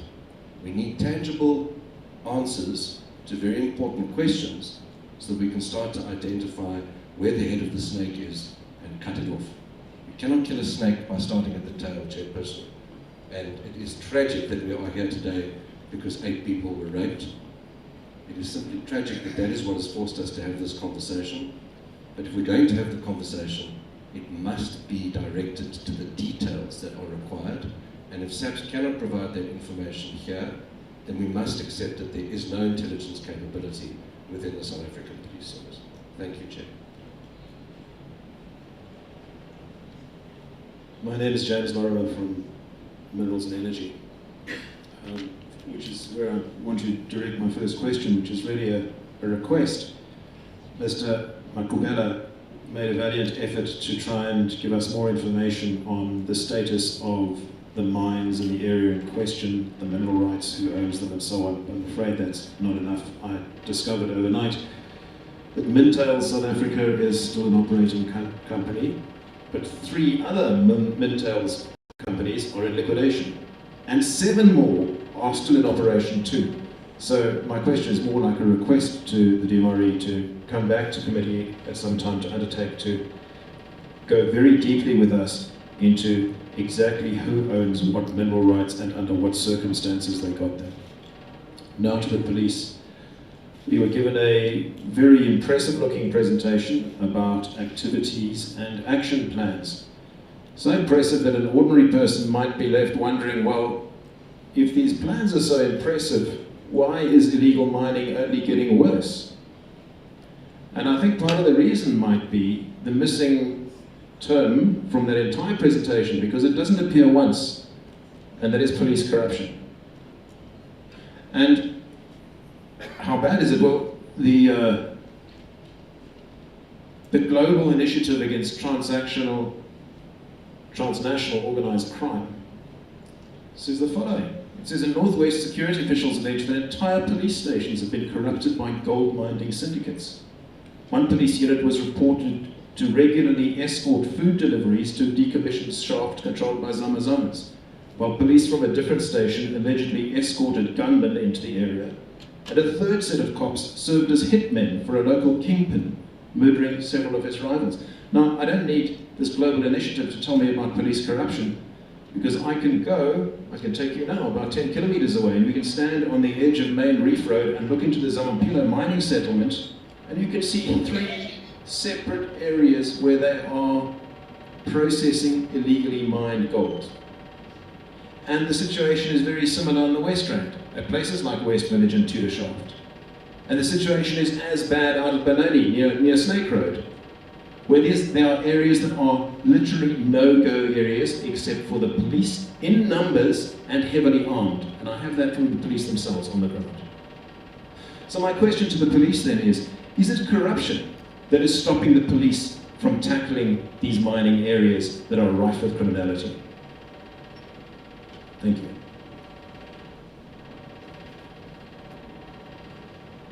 Thank you, honourable members. That will be the last set of questions. I'm going to do the following. I'll allow the Minister of Home Affairs and your team to start with the responses so that I have received an indication that you may have to leave. And once the Minister of Home Affairs has responded, I'll ask the Deputy Minister of Police and then the DG of Minerals and Energy. Thank you very much, Minister. You may also hand over to your team to assist in responding to the questions. Could we have the roaming mic? Thank you. Minister, you may join me on stage, please. I feel extremely lonely up here. Minister, I do not protection me from police. We protect you, Minister. Yes, thank you very much. The first question is on issue of declaring illegal immigration a natural crisis. What we are doing in the department is that we have reviewed the whole immigration policy of the country. And the 3 laws that impact on immigration, which is the Citizenship Act of 1995, the Refugee Act of 1998, and the Immigration Act of 2002. We are looking at them and we found lots of gaps. And very soon we'll be coming to Parliament to ask that some changes be made. In the same regard, there's an issue about public works, small fences, other departments not dealing with this matter. That's the reason why we came with the Border Management Authority. The work of infrastructure at the borders in terms of the BMA Act is no longer going to be done by the public works. It's the BMA itself, so that we no longer depend on the other department. The other question that was addressed to us, why are we not preventing illegal immigration but allowing people to come in and deal with them? Well, it's a fair question, but I'm sure you are aware that we are making changes. Our manner of dealing with illegal immigration in Home Affairs was the immigration services, whereby there are immigration officers. And I've already told you that we have got a problem about their numbers, who go around doing these operations I told you about and deporting. Don't think the Department of Home Affairs was not really doing their work. It's only that the work is too big. Before COVID, between 15 and 20,000 people were deported annually. After the immigration officers search for them, find them, present them to court. We don't just send people away. They are required to appear in front of a magistrate. If you agree with us, then they get deported, and 20,000 get deported. But then they came back because there was nothing at the borders. So the establishment of the BMA is to make sure that we prevent people coming in illegally rather than waiting to search for them when they've already arrived. The question about Operation Ukai Mulao, whether are they long-term? Yes, definitely. There's no intention to stop those operations. They are long-term operations. We'll develop plans every year, as we have done in April, to the Portfolio Committee. Now, in that regard, there was also a question, which I think is a very important question, and Home Affairs is trying to deal with this question. Is a difficult one. Home Affairs has got two broad arms.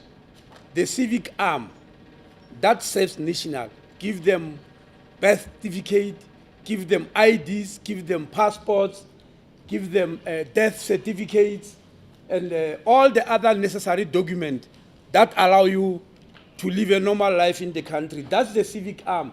It's by far the biggest. Then comes the immigration arm. That deals with refugees, asylum seekers, and migrants. Remember, they are not necessarily one and the same thing.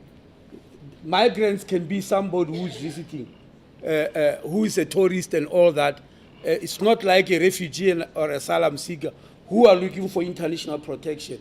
Now, Home Affairs have been settled with this question, and part of the problem, I must confess, from my point of view, from my opinion, why immigration became what it is, because Home Affairs took a decision that with the little resources, let's concentrate on the civic, because that's where we serve South Africans.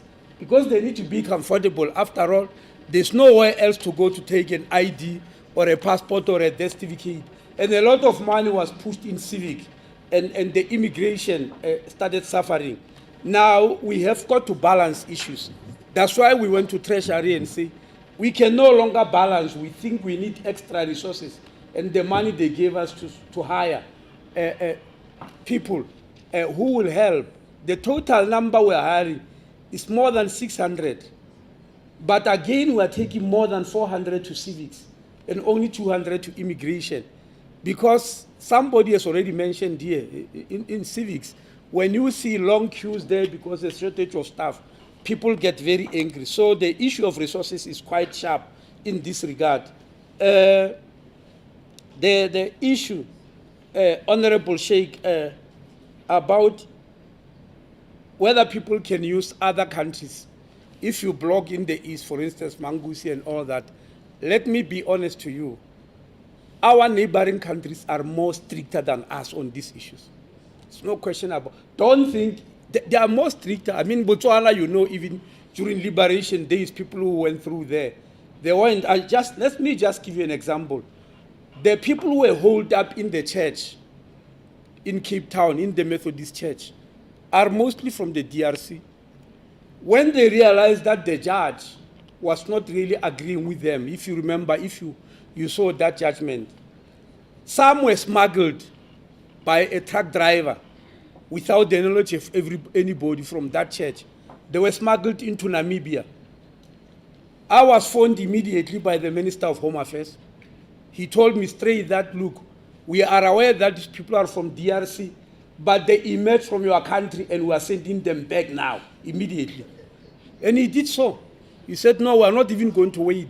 So other countries are stricter. That's why this story, I know people are saying, no, when you do this, they say you are xenophobic.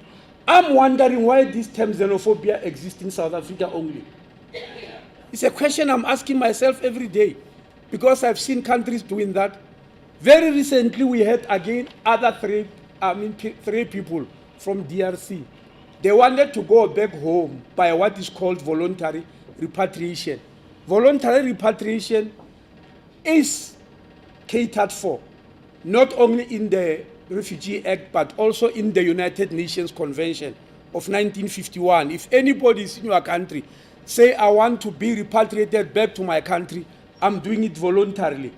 The United Nations High Commissioner for Refugee, the International Office on Migration, must help them to go back to their country.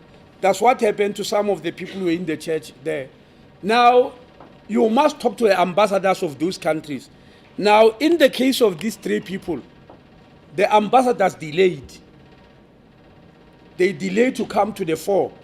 And United Nations even reported the matter to us, that these people want to go back home, but their ambassadors are not cooperating. Can you also help? Before we helped, the three people escaped. Through lifts, they decided that no, we are going back home, we are no longer waiting for United Nations. When they arrived in Zimbabwe, they were arrested and sent to a refugee camp immediately. Just on arrival. In other words, they've been living a free life here very freely. But when they arrive in Zimbabwe, they were arrested immediately. So I want to emphasize that other countries are stricter on this issue of immigration. It's only us who get blackmailed by the word xenophobia, and we actually tend to run away. And quite a number of things that we are doing are in terms of the Immigration Act and the United Nations Convention. We're not doing anything illegally, because if you do an illegal thing in South Africa, you know what will happen to you, because this is a country of laws. The other question we need to answer, Reverend Meshe, you ask a very important question about, well, you said porous borders, we have acceded to that. We can't keep on debating it. About whether it's an admission that Home Affairs is failing while we come with Home Affairs. No, it's not an admission.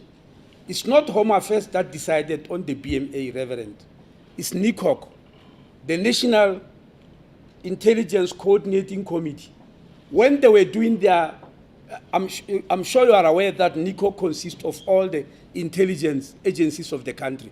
The military intelligence, crime intelligence in the police, state security, even FICA, financial intelligence, etc.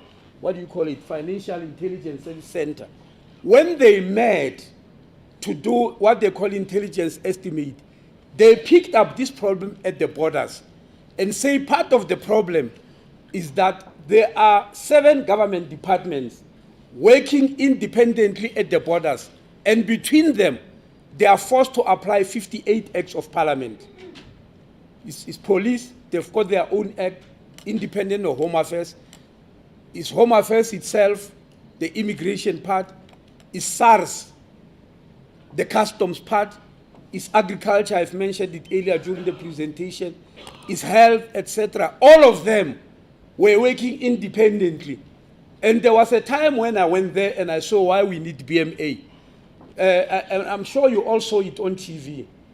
There was congestion, massive congestion at Beit Bridge. And I went there, I wanted to know who's causing it. I first went to my immigration officials. They said, no, it's not us, it's health. They've imposed new laws under COVID regulations. It's not easy for people to pass here. I went to the health person. No, it's not us. You can ask SARS. This is what they've imposed. I went to SARS. You know, I was sent from pillar to post. And I realized one thing. The departments are working independently. They need one overall commander who must take responsibility. And that is what the BMA is going to do. That's why the BMA has got the commissioner with 2 deputy commissioners. They are now putting a commissioner of that particular border case. If there is a problem, then we go to that person. We don't run around from pillar to post and say, no, it's not me, it's police and all that. But it is the NICOC, through intelligence estimate, that said a border management authority must be established. So that is a standalone and everybody can look at them is their problem. It's not failure of Home Affairs. At the moment, the reason that it's still incubated as a branch in Home Affairs is because it's a baby. We are just midwives as Home Affairs. Next year in April, that baby you will see will be an independent baby which is responsible to our borders, which simply means we will be having in South Africa 3 different armed forces. The police, armed and uniformed. The police are here, you are used to them. The army is there, you are used to them. The new entrant is the border guard, whose work is to make sure that people do come to South Africa, but they don't come illegally. The issue of investigations for illegality, whether we are arresting people, how many. I'm realized that many members did not listen to the report which was presented to the Portfolio Committee of Home Affairs. I don't blame you, it was presented to the Portfolio Committee. The report headed by the former DG in the presidency, Dr. Lubisi, who was helped by people who used to work for the Scorpions who were investigators in SIU, and some of them were investigators for the State Capture Commission, for Zondo Commission. When it came to an end, I put these people. And why did I put them? It was after Pastor Bushiri escaped from the country. And we discovered that he did not have the correct documents. Those documents were obtained very irregularly with fraud. And my question was, who else? Which other reverend measure is here illegal? That was my next question. Because, yes, because somebody whispered to me that even the one that is being charged in Gabeha for rape, Omotoso, they said, no, his documents. Then I said, no, something is wrong here. While we're mailing about these questions, the permitting section of the Department of Home Affairs, the people who permit people to come here for permanent residency, for naturalization, for work visa, for visitors visa, for etc., they suddenly wrote a petition because we have just hired a lady who we stole from the police force. Yeah, there's a lady who used to work for you guys in the police. She then did law and became an advocate. So she's an investigator, a lawyer, and everything. We gave her the job as a DDG for counter-corruption. She started arresting. That lady is not playing. She arrests left, right, and center. And these people wrote a petition to me that this woman must stop investigating our errors. That's the what you call I got. Please stop investigating our errors. It was very scary. Are these people telling me that yes, we are actually committing errors? Meaning what? That people are here naturalized in error. They are here to start a business in error, start a visa in error. I said, but this is scary. Then the second question is, are these really errors? Or do they think the word error is much softer than corruption? Then I put up this team. Go and see their report is public. Number one, they discovered that these are not errors. Most of these people who come here illegally through, and maybe there's a mistake you are doing, because poor people are always vulnerable and very visible. There is a concentration on them. Somebody who crosses through Musina because he's hungry, to come here to buy a bag of meal and all that. There are people who are wearing suits and ties, like you, who are here illegally. Yes, I call them the crocodiles. And people want me to chase the poor lizards who can't defend themselves, the crocodiles. And that report concentrated on them, and we found a lot of crocodiles.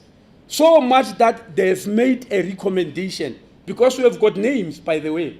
They've made a recommendation that we must appoint a multidisciplinary team that consists of senior counsel, that consists of forensic investigators, that consists of data analysts, to look into this matter, because there are lots of people who are going to be arrested, and there are lots of people who are going to be searched and deported in their ties and high heels, by the way. Yes, because yes, some of them are working in very big institutions inside here, in parastelsas and all that, and they are sitting here smiling, but they came illegally, and we are chasing the poor ones. I'm no longer going to do that. We are coming for these crocodiles. And once the report is out, we'll give you names. We've got them. Unfortunately, Reverend, some of them very respectable. But we have got no option. I'm sure, yes, you have got no, let me not go further. Thank you. Thank you. Thank you very much, Honorable Minister. Yeah, Chairperson, unfortunately, because there is also NCOP, we are double packed. Where some of my officials are, I've got the head of Home Affairs in Gauteng, Mr. Patau. He's the only one who's around here who will answer most of the questions they can't lead. If you allow me to go. Yes, you may be excused. No, he's not. I said first the Deputy Minister, and then if it's still outstanding, your official will manage it. The Minister has responded to most of the questions, all of the questions. Thank you very much, Minister.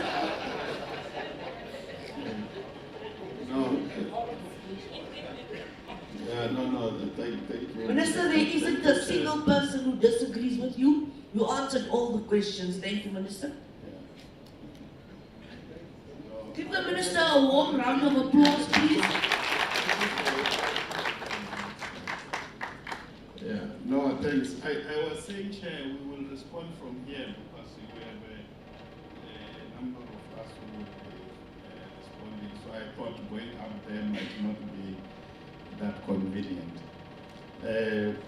You know, a part of the thing that we are all applauding here is the fact that we have a border management authority in the country, which is led by the President of the Republic. An initiative that comes from where we come from at the Komrago. And it's good that there is something good that is being done. And the question, there's a question that talked to the fact that some of, I think it's the last question, that you know some of our vans are patrolling the food for Zamazamas, and some of our officers are working on behalf of the Zamazamas as trigger people or doing one form of work or the other, which create an impression that the police are corrupt. And of course, we have noted that there are some of our officials that are doing wrong things, and most of them we have arrested. And we have also said in many instances that we have very good police officers. And I'm happy it's just that the minister has left. He just confirmed that we do have good officers, like the one that they stole from us to go and do work in Home Affairs, and she's doing a wonderful job. She's a police officer. It's not only in Home Affairs, but in many various department chairpersons. It might be CIU and many others. We were here yesterday, and we said things that probably we should have limited what we said to you about what we experienced. You were saying, Honorable, it's a very difficult question you are asking us because we were talking about certain things that happened as a result of the work that we're doing. But what happened on that Friday, there was a crime committed and there was a crime scene, and we went there, we made investigations. And in the process of that, there are certain things that we became aware of, which are part of the investigations, and they are continuing, and we are not going to give the details of those investigations because they are part of the docket. And that information is still going to be used because these investigations have not ended. But obviously, as we were here, we gave you more details that there were this number of people, this one went here and there, and this happened to these ones, and to these other ones nothing happened. Why? So it means we must get the facts around that, including that there was an activity that happened before the incident. That discovery was a product of an investigation, and it should have been kept there until the cases are concluded. So I won't say more than what I have said around that issue. I will, through you, Chair, request that we allow the provincial commissioner to respond, and then I'll come and make some comments at the end. If you allow, Chair, I will ask General Mawela to come. Thank you, Deputy Minister. General Mawela, you want to come to the stage. Thank you.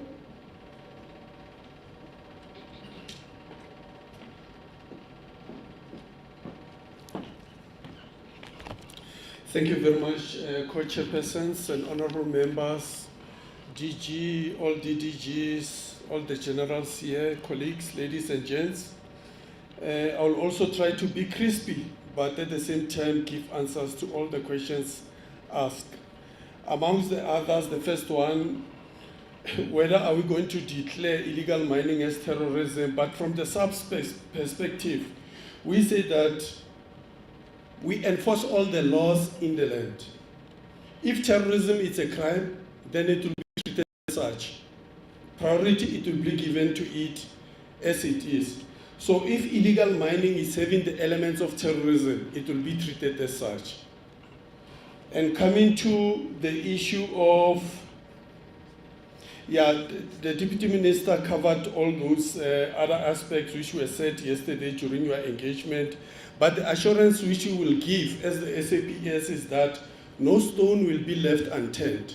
We'll follow through each and every avenue, opinion, or lead which come before us. We'll follow through. Allegation of police involvement, insider threat, it cut across all sectors. Police, mining houses, securities, everywhere there is corruption. But corruption remains a crime. And if it remains a crime, whoever does corruption must be dealt with. From the police side, we also have the iPad, led by the ED, she's here. And the iPad, as and when they receive the reports of police corruption, they follow it through. From the DPCI point of view, also they do have a section which is dealing with anti-corruption. So they follow through all those things. But we cannot stand here and say there's no corruption. Corruption is everywhere. And we are dealing with those corruption which is happening. And there was also an issue of a dedicated unit. I think it is also included in our presentation. When you look at the last slide, which talks about the recommendation, but we have also confirmed that the work has already started, whereby the report is developed with the intention of establishing that dedicated unit to deal with illegal mining. Who is supplying illegal firearms? It will be determined based on the type of firearms used. There are certain firearms categories which are declared illegal in South Africa. So once those firearms are used, obviously they are outside the country. But if those firearms which are being utilized are the firearms which are manufactured here in the country, obviously the firearms, it is from the country, either from the security establishment or private securities or from the private owners. It will depend from that.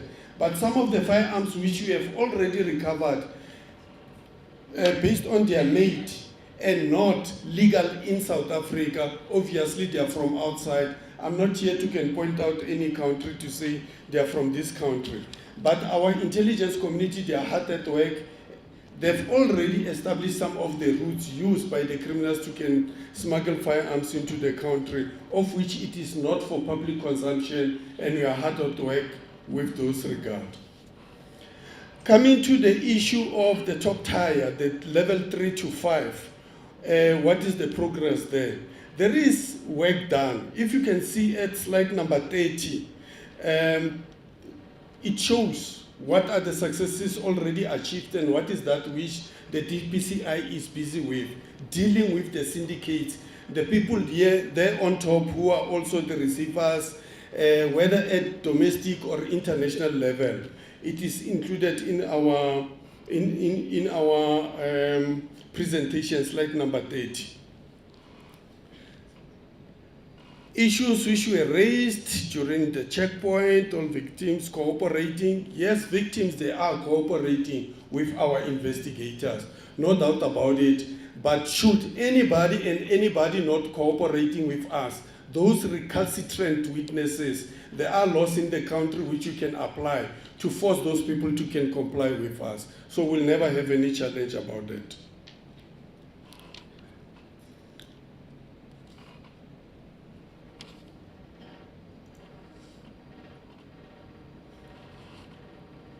Again, the issue of the buyers and the dealers, like I've said, that DPCI is hard at work. They're dealing with those things. And there is still so many good things to come, whereby you'll see us dealing with the big fishes here, but they've done with others previously. And the results are also included in that slide which I've referred to.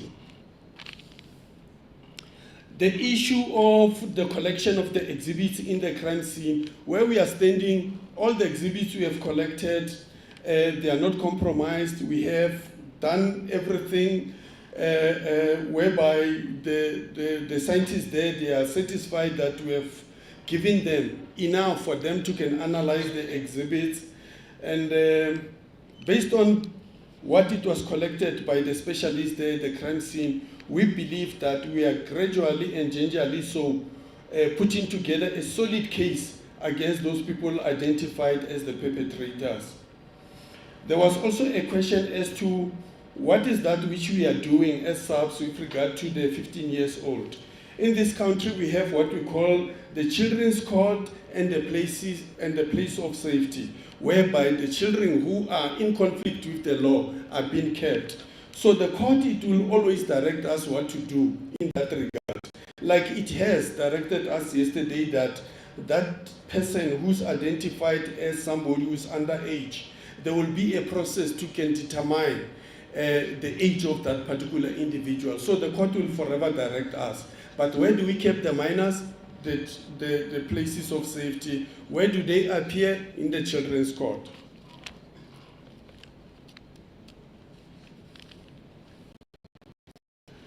About repeat offenders. Yes, we have established, I think the Minister of Home Affairs also spoke about it. We have also spoke about it that in our operation, what we call it the process center. And that process center, that's where we have specialists. So that these specialists, they must assist us to take whoever we have arrested from A to Z, taking of fingerprints, buccal sample, all those other things, checking in our system, double checking with the leakages, with other systems, including the system of Home Affairs, the harness system, including the 24/7 system of Interpol, so that we check whoever we have arrested, is he the repeat person wanted elsewhere in the country, so those process centers we have established are solely made and established for that particular purpose.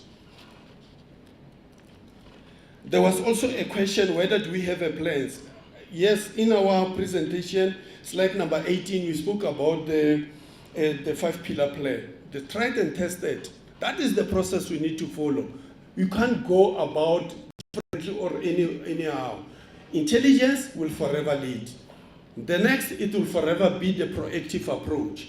The third, it will forever be the hardcore policing. The fourth, it will be our reactive approach, whereby our investigation, general detectives or the organized approach there. And the last pillar, which talks about the communication, it also talks about stakeholder engagement, because we believe that we cannot solve the problems of South Africa as the police alone. We need everybody. Hence, we mobilize all the stakeholders to can be part of it. And at the same time, remind each other to say, we all have our different legislative mandate. If all of us will do our part, communities are harboring the very same zamazamas in their backyard dwellers. It's a fact. We know of those places. Some of them, they are also assisting these zamazamas in terms of renting their shops, in terms of renting their own space of accommodation. So how are we going to deal with it? Is there any law which says, as a citizen, you cannot rent your accommodation for somebody else? No, there's no such law. But if we are with the communities to say, what we are doing is not assisting the country, once they buy into what we are saying, surely we'll be able to can mitigate the threat. Hence, we believe that working together with all stakeholders will be in the position to can deal with the criminality in the country. Different approach, fighting crime, there are so many strategies here. There are so many best practices here. All what we do, we check if this approach is assisting us, we follow through. We don't discard what is working. So there are so many things, but again, I want to emphasize that fighting crime, it is not the sole responsibility of the police. Working together with everybody, surely we can defeat crime in South Africa.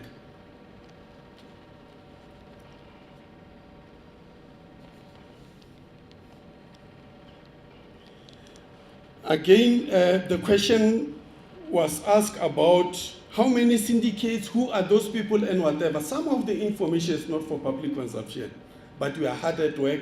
The DPCI is hard at work and they are dealing with those syndicates.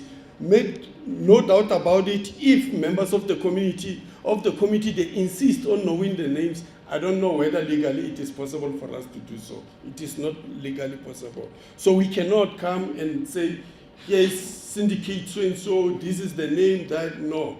But we know that we are hard at work. As and when we pass those people and we have the takedown, surely we'll come back to public and announce to say that this is what we are doing. Why is illegal mining still continuing if we are doing these things? Yes, it is continuing because not all of us shoulders are on the wheel. Not all of us, the boots are on the ground. That's where lies the problem. And you can only defeat this illegal mining if all of us, we begin to do our part. Those who are responsible, who got the licenses and permits, they are conditioned for those things. Fulfill those conditions. Then there won't be a problem for the SAPS to can follow through. And if the SAPS are not enforcing the laws, let it be held accountable for that. And that's so that we can deal with that. But if all the boots are on the ground, shoulders on the wheel, surely we can defeat this illegal mining.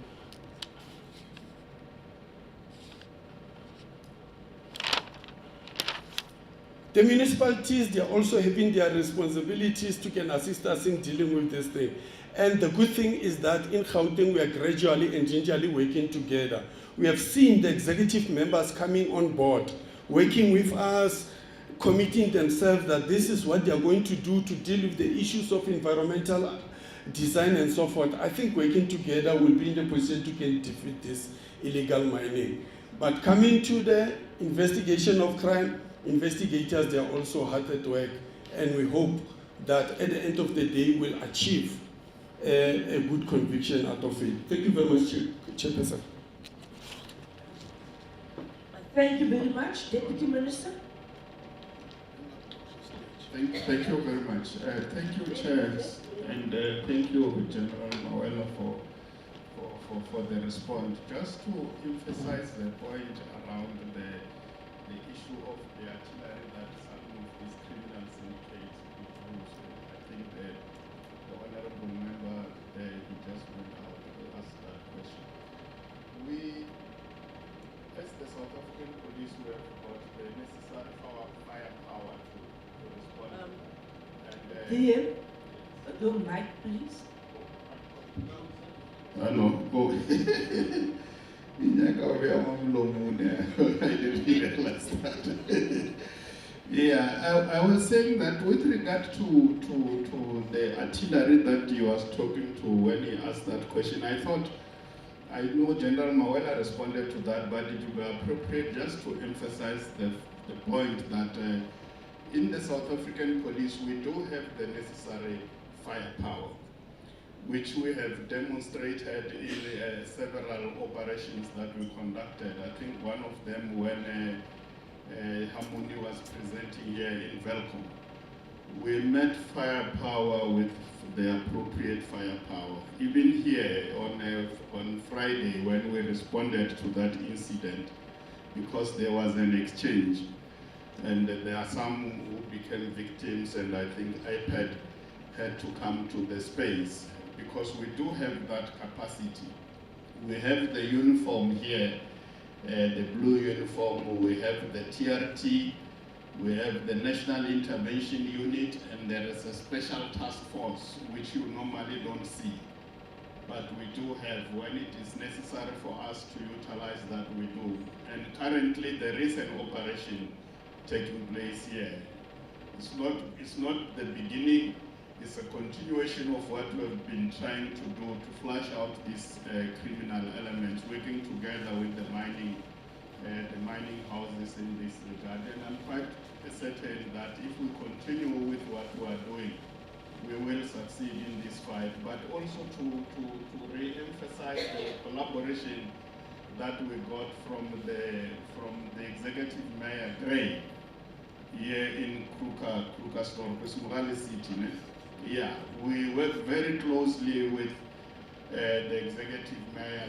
They do what they are supposed to do from the side of the municipality, complementing what SAPS is doing, and together we will be able to defeat this criminality, working with the local communities from Krugersdorp and other areas where there are these activities. So confidently, yes, Chair, we will respond. But we also note that, you know, at some point we didn't respond in the manner in which we should have. But now we are responding, and I'm certain that we will be able to overcome this challenge before us. Thanks very much, Chair.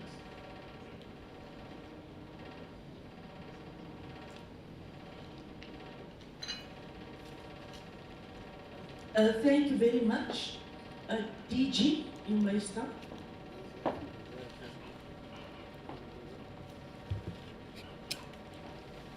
Reverend, you would like a follow-up question?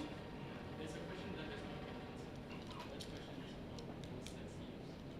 You are fair. Are they still underground whether they will be invested? DG, could you just hold on a little bit? The matter of sex slaves? The issue of sex slaves, I think it was presented by Harmony. They were saying that when they do their operation in their mine, they've discovered that there were small boys who are being used as sex slaves. But it was not from our presentation. But we also know that there is youngsters who were arrested in our operation, very young people, and we are investigating who is trafficking those youngsters. Because majority of those youngsters, I think they were from Mozambique. They were from Mozambique, but we are investigating that one.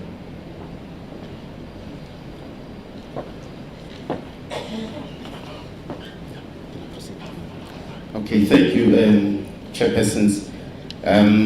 In terms of the questions that were asked from the department, I've generally categorized them into about, or reduced them into about 4 questions. And if I don't answer any specific question or don't provide the details, the colleagues who are here will also assist. I think the first question from Honorable Zungula was around the focus on the syndicates.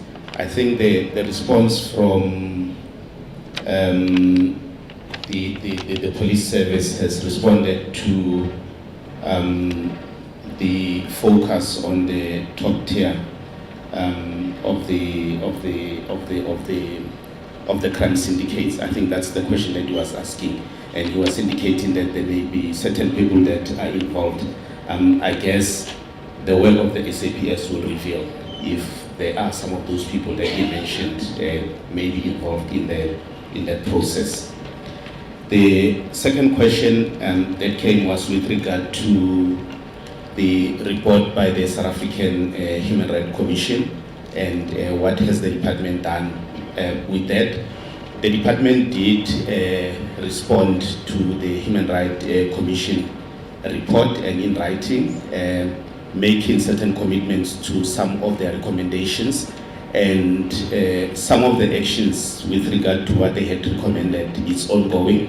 For example, the policy on small-scale mining is one of the outputs from the work of the Human Rights Commission. So we are alive to the work out of that report, and we are actioning many of the recommendations that they had made.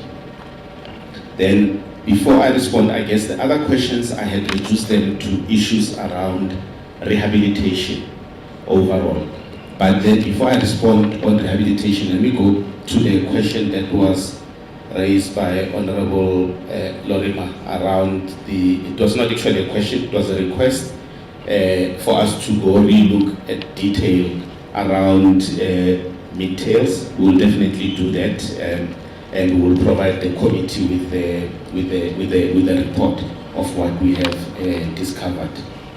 Then going back to the issue around rehabilitation, I think yesterday, and I guess because the other members were not there, we did touch on the work or the programs that the department is undertaking to deal with rehabilitation of mines.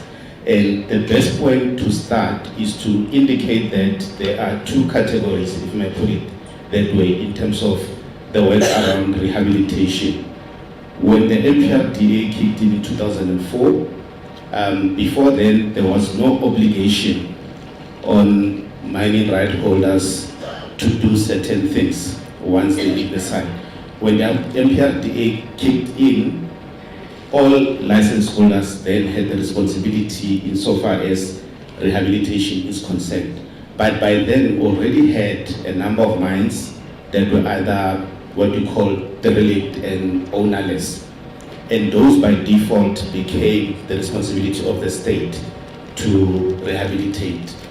But from a priority point of view, then what happened is that then through one of our entities, CGS, a scan of the environmental study was done, and we determined that we approximate that we have about 6,100 derelict and ownerless mines.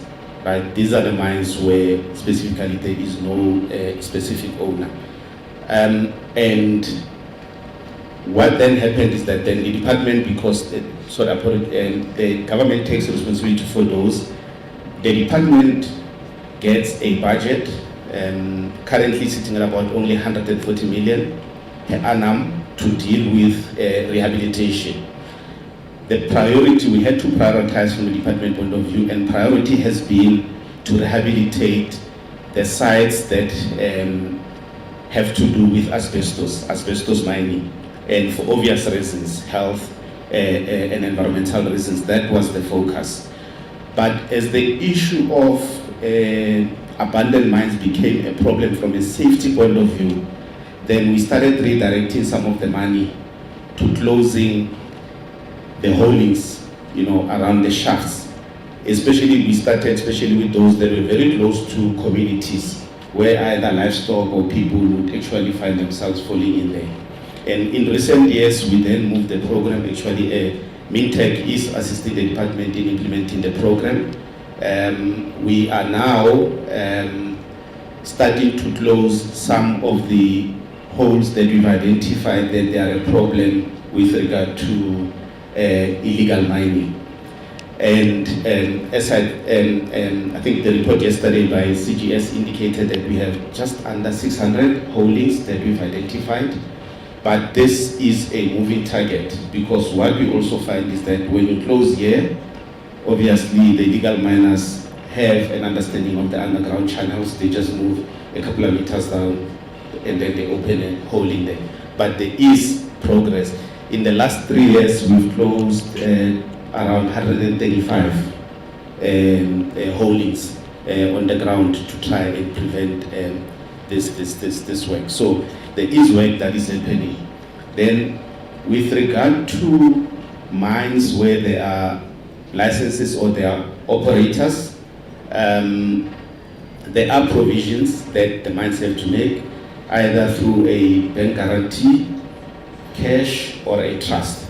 And this money is money that then becomes available for the mine to use to rehabilitate their specific site when a need arises. And I think this is an important point to raise, because there is this view that the department is sitting on billions of rand of rehabilitation money. The money that's sitting in either through bank guarantees or trust or cash for existing mines is for those specific mines.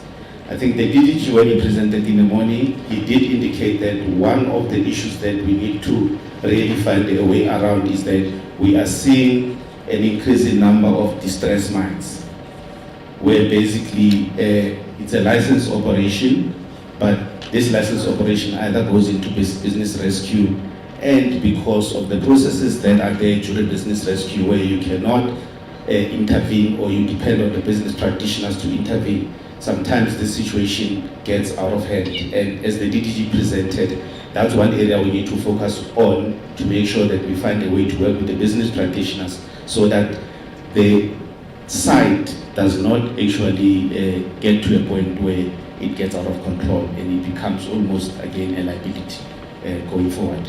I think those are the questions I wanted to respond to, but I'll just check if I've left anything, Chairpersons, from my colleagues. DDG Makobela, is the question you want to respond to?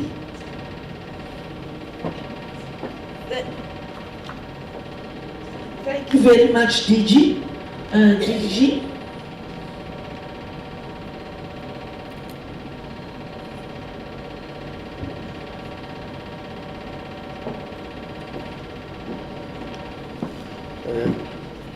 Thank you very much, Chairpersons. Thank you, DG. I think the question that I wanted to respond to is the one on the role of the SADP MR that was raised by Honorable Malinga. Excuse me, when we presented, we indicated that one of the areas that we need to focus on now is to really look at the work that the SADPMR does in as far as licensing of refineries, and make sure that all those refineries that are operating, that were mentioned even in one of the questions, they actually are supposed to be operating.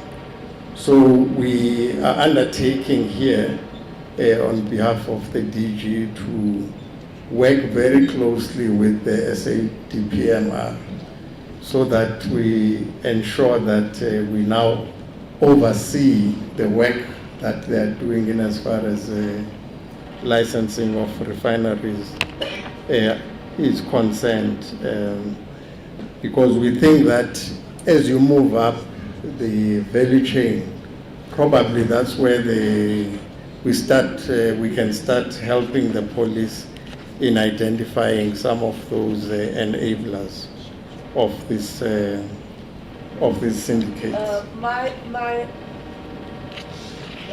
apologies for interrupting. Deputy Minister, we would like to thank you for being with us the whole day.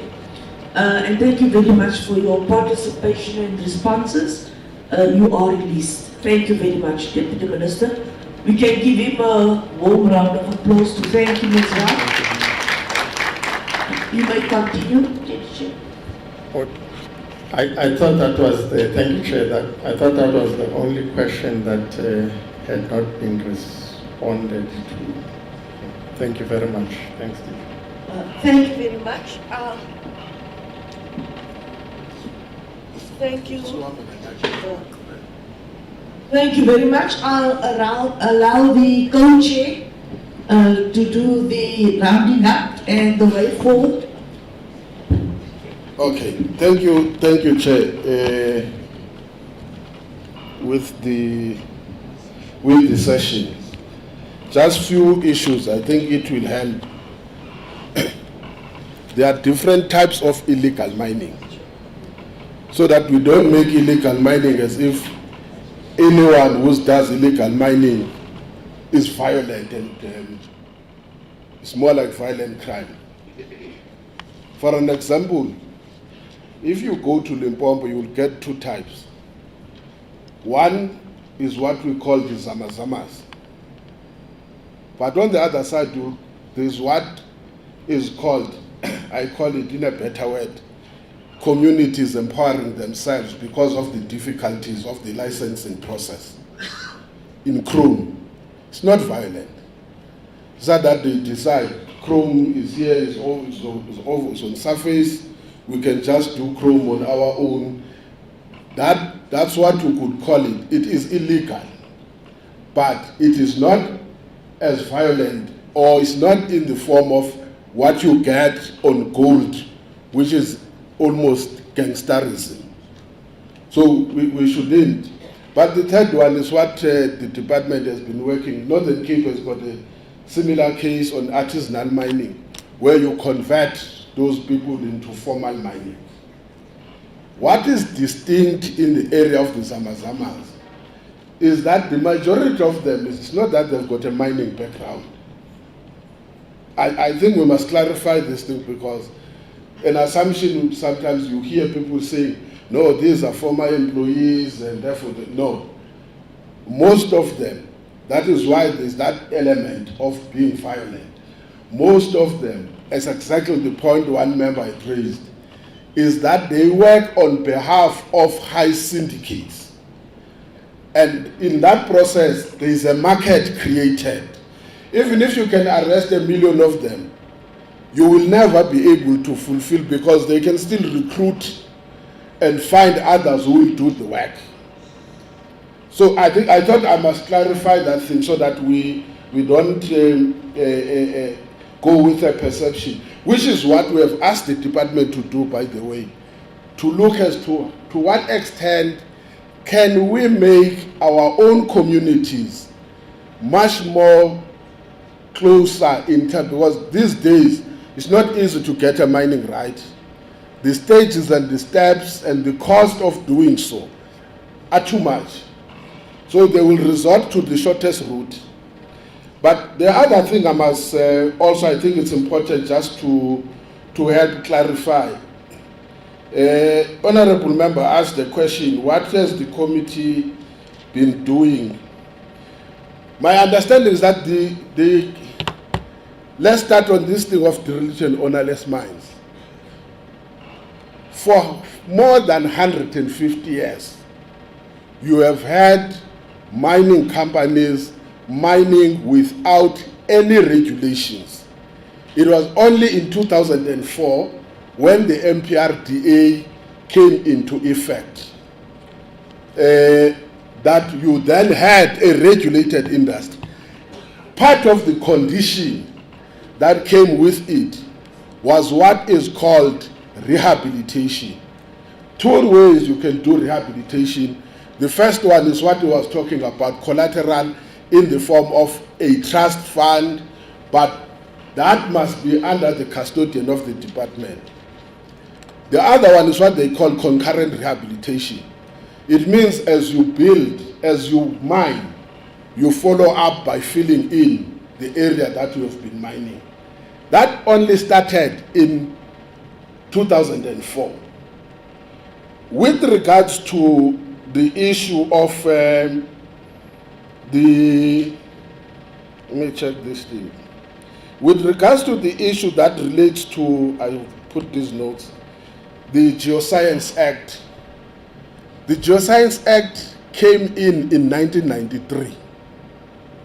In 2010, there was an amendment in the Geoscience Act. It didn't contain anything on rehabilitation. There were almost few reasons. The first one, it was to expand and allow it to undertake exploration, because it is an exploration institute. Two, it was about allowing it to draw a distinction between the role of the board and the role of the CEOs. But what happened, I think that's where DG, you missed the point. What happened, the department in its allocation gave mandate, or I call it conditional grant, to the Council for Geoscience to close those derelict and ownerless mines. The reason you do so, the lawyers that the police will tell you, the law, when it applies, it can apply retrospectively. It means when you had the MPRDA in 2004, you couldn't say someone who would have mined in 1996 then must take liability for what that person would have done. The only way you could do so is when you do what is called a license conversion.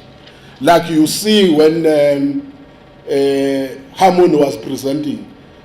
In as much as they started, I think, 1956, you would have had their mines operational to a point that when the MPRDA kicked in 2004, they had now to comply with the new regulations that are brought in by the MPRDA. So that compliance, therefore, was on the conversion of the license. I think the last point, Chair, I think it's important, is that the state can't run away from the fact that, that's why we always say, when you cut, and this one, they can't speak for themselves, by the way, you can't cut the budgets of departments without looking at what are the risk mandates. One of the problems, for instance, is that if we don't, there are few areas we said, look at the legislation. One, when companies apply, they apply through the MPRDA. But when they go through financial difficulties, they then opt for the Companies Act. And that is what you have now with the incident there. The company was under business rescue, and the provisions of a business rescue are in the Companies Act. Now, those who tell you mining, you can't even allow it to go beyond 6 months. Once it goes over a year, that's where your problems start. The worst thing that we found out was that mine, the last time, that's what they were saying yesterday, the last time it had been what we could say active mining was almost in 2013. From 2013, they were under business rescue. When they were under business rescue, they didn't go when others went for what we call this liquidation. It's another topic, which is why I think Honorable Benrolima says even that Mintails, they must come and explain. Because it's a strange way. The same directors, in my view, went for liquidation, they came the other side being a different company. But the same people. But what then happened is that when they didn't go through, which is our fight with the department, is that the principle says use it or lose it. That company is still holding the mining right, but it has not been actively operational since 2013. And the reason, by the way, it stopped completely now, call it dormant, not operational, is that that company was taking a material or commodity from another plant, process it in its own plant as if it is their own production. So when it was stopped by the department, which is strange also why they stopped but they didn't take the license, because that was an irregular act. When it was stopped by the department, because they were processing a material that is not there, so they couldn't operate at all. Then you opened up floods for Zamazamas. Now, police also must help us. If we don't amend the Companies Act, I can assure you are going to see many of these incidences where it's predominantly the Zamazamas. And we don't know now if we were to go to Lily Mine, because a gold mine, you don't allow it to remain dormant. You are inviting those people because they know. But the risk that also they have not explained to you, Mashiko did a bit, maybe will help with the science, social science, is that Zamazamas, when they mine, when you mine, you need to leave what is called the pillars, so that there is no ground fall.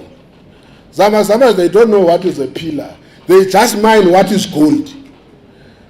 And this is where the major disasters one day are going to happen, because in some of the areas where they are doing these things on the highways, so it becomes an urgent matter. So Council for Geoscience, with that mandate, the department was giving the money to pay to do the closing of the holdings. But in 2019, that's what we also received. In 2019, that mandate was given to Mintech, where we are. They are the ones now that are responsible for the closure of mines. Anonymous also, I think the 600 DG is just 600 here in Gauteng. The average mines, derelict and ownerless mines, are almost 6,000. You see? And the more you close those mines, the lesser the work of the police to deal with the Zamazamas. So I thought I must clarify that issue. The last thing, Chair, I think it's important just to assure members, this is our first, if we want to be honest, let's first talk about ourselves. And I didn't share this with you, Chair. The truth of the matter is that it doesn't start with the departmental workers' federations.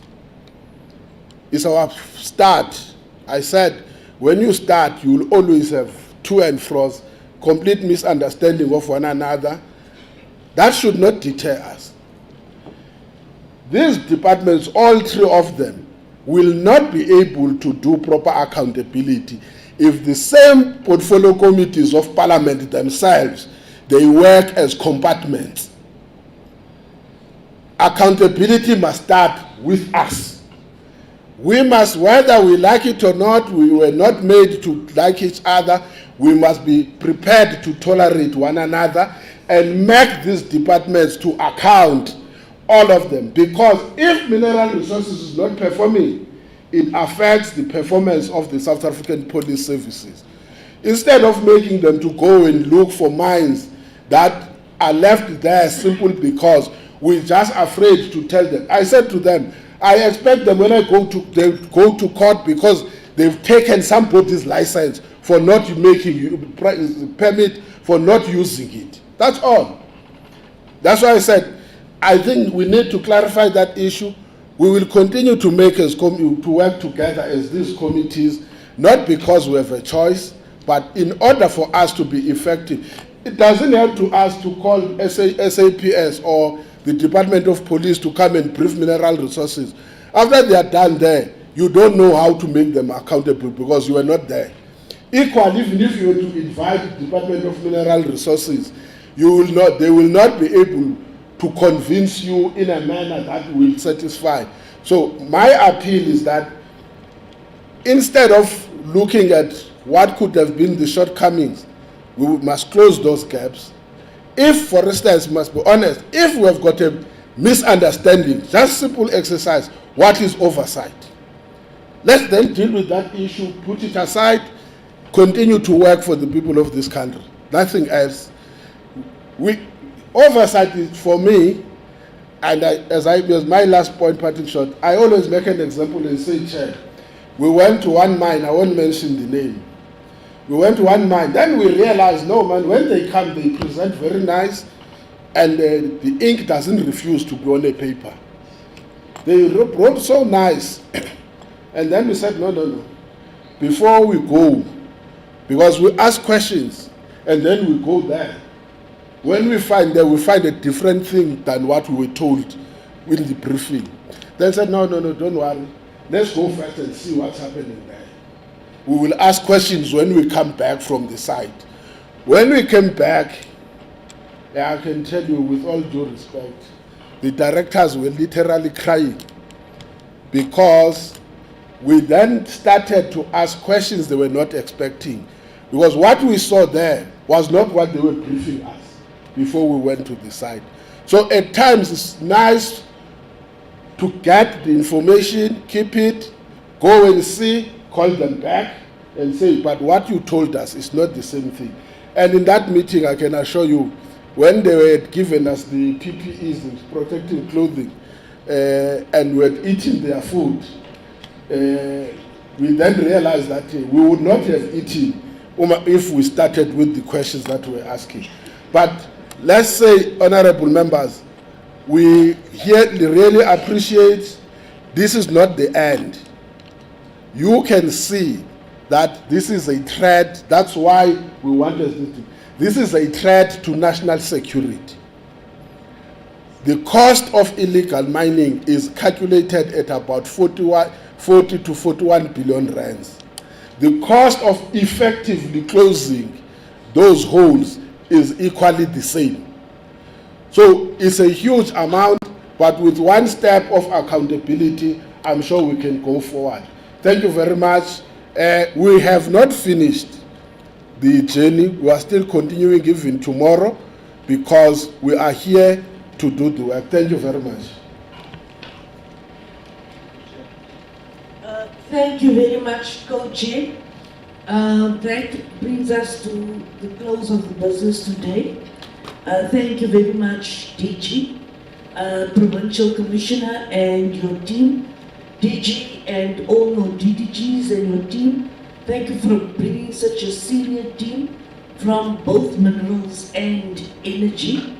We appreciate your participation and your input, and thank you for your presentation. Provincial Commissioner, your team, you normally do your work, and we always commend you and your team on the work you've done. Of course, we know you have to do more. We don't want to congratulate you on apprehending the offenders. They should not have been offenders in the first place.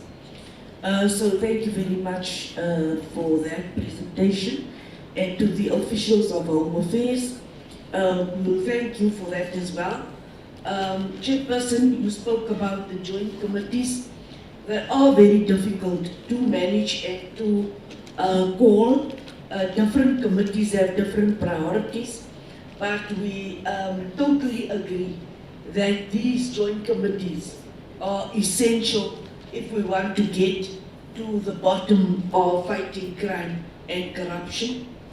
In future, we need those kind of cluster meetings where as a cluster we can call defense, SAPS, treasury, the entire border management committee, agriculture, forestry, trade and competition, state security, home affairs, so that the border management agency reports to the committees. Colleagues, the lunch is served now. After the lunch, you will be taken back to the venues of your accommodation. The program of tomorrow, the final program will be communicated to you in due course. Within the next hour or two, we'll communicate the final program for tomorrow to you. Thank you very much. Travel safely.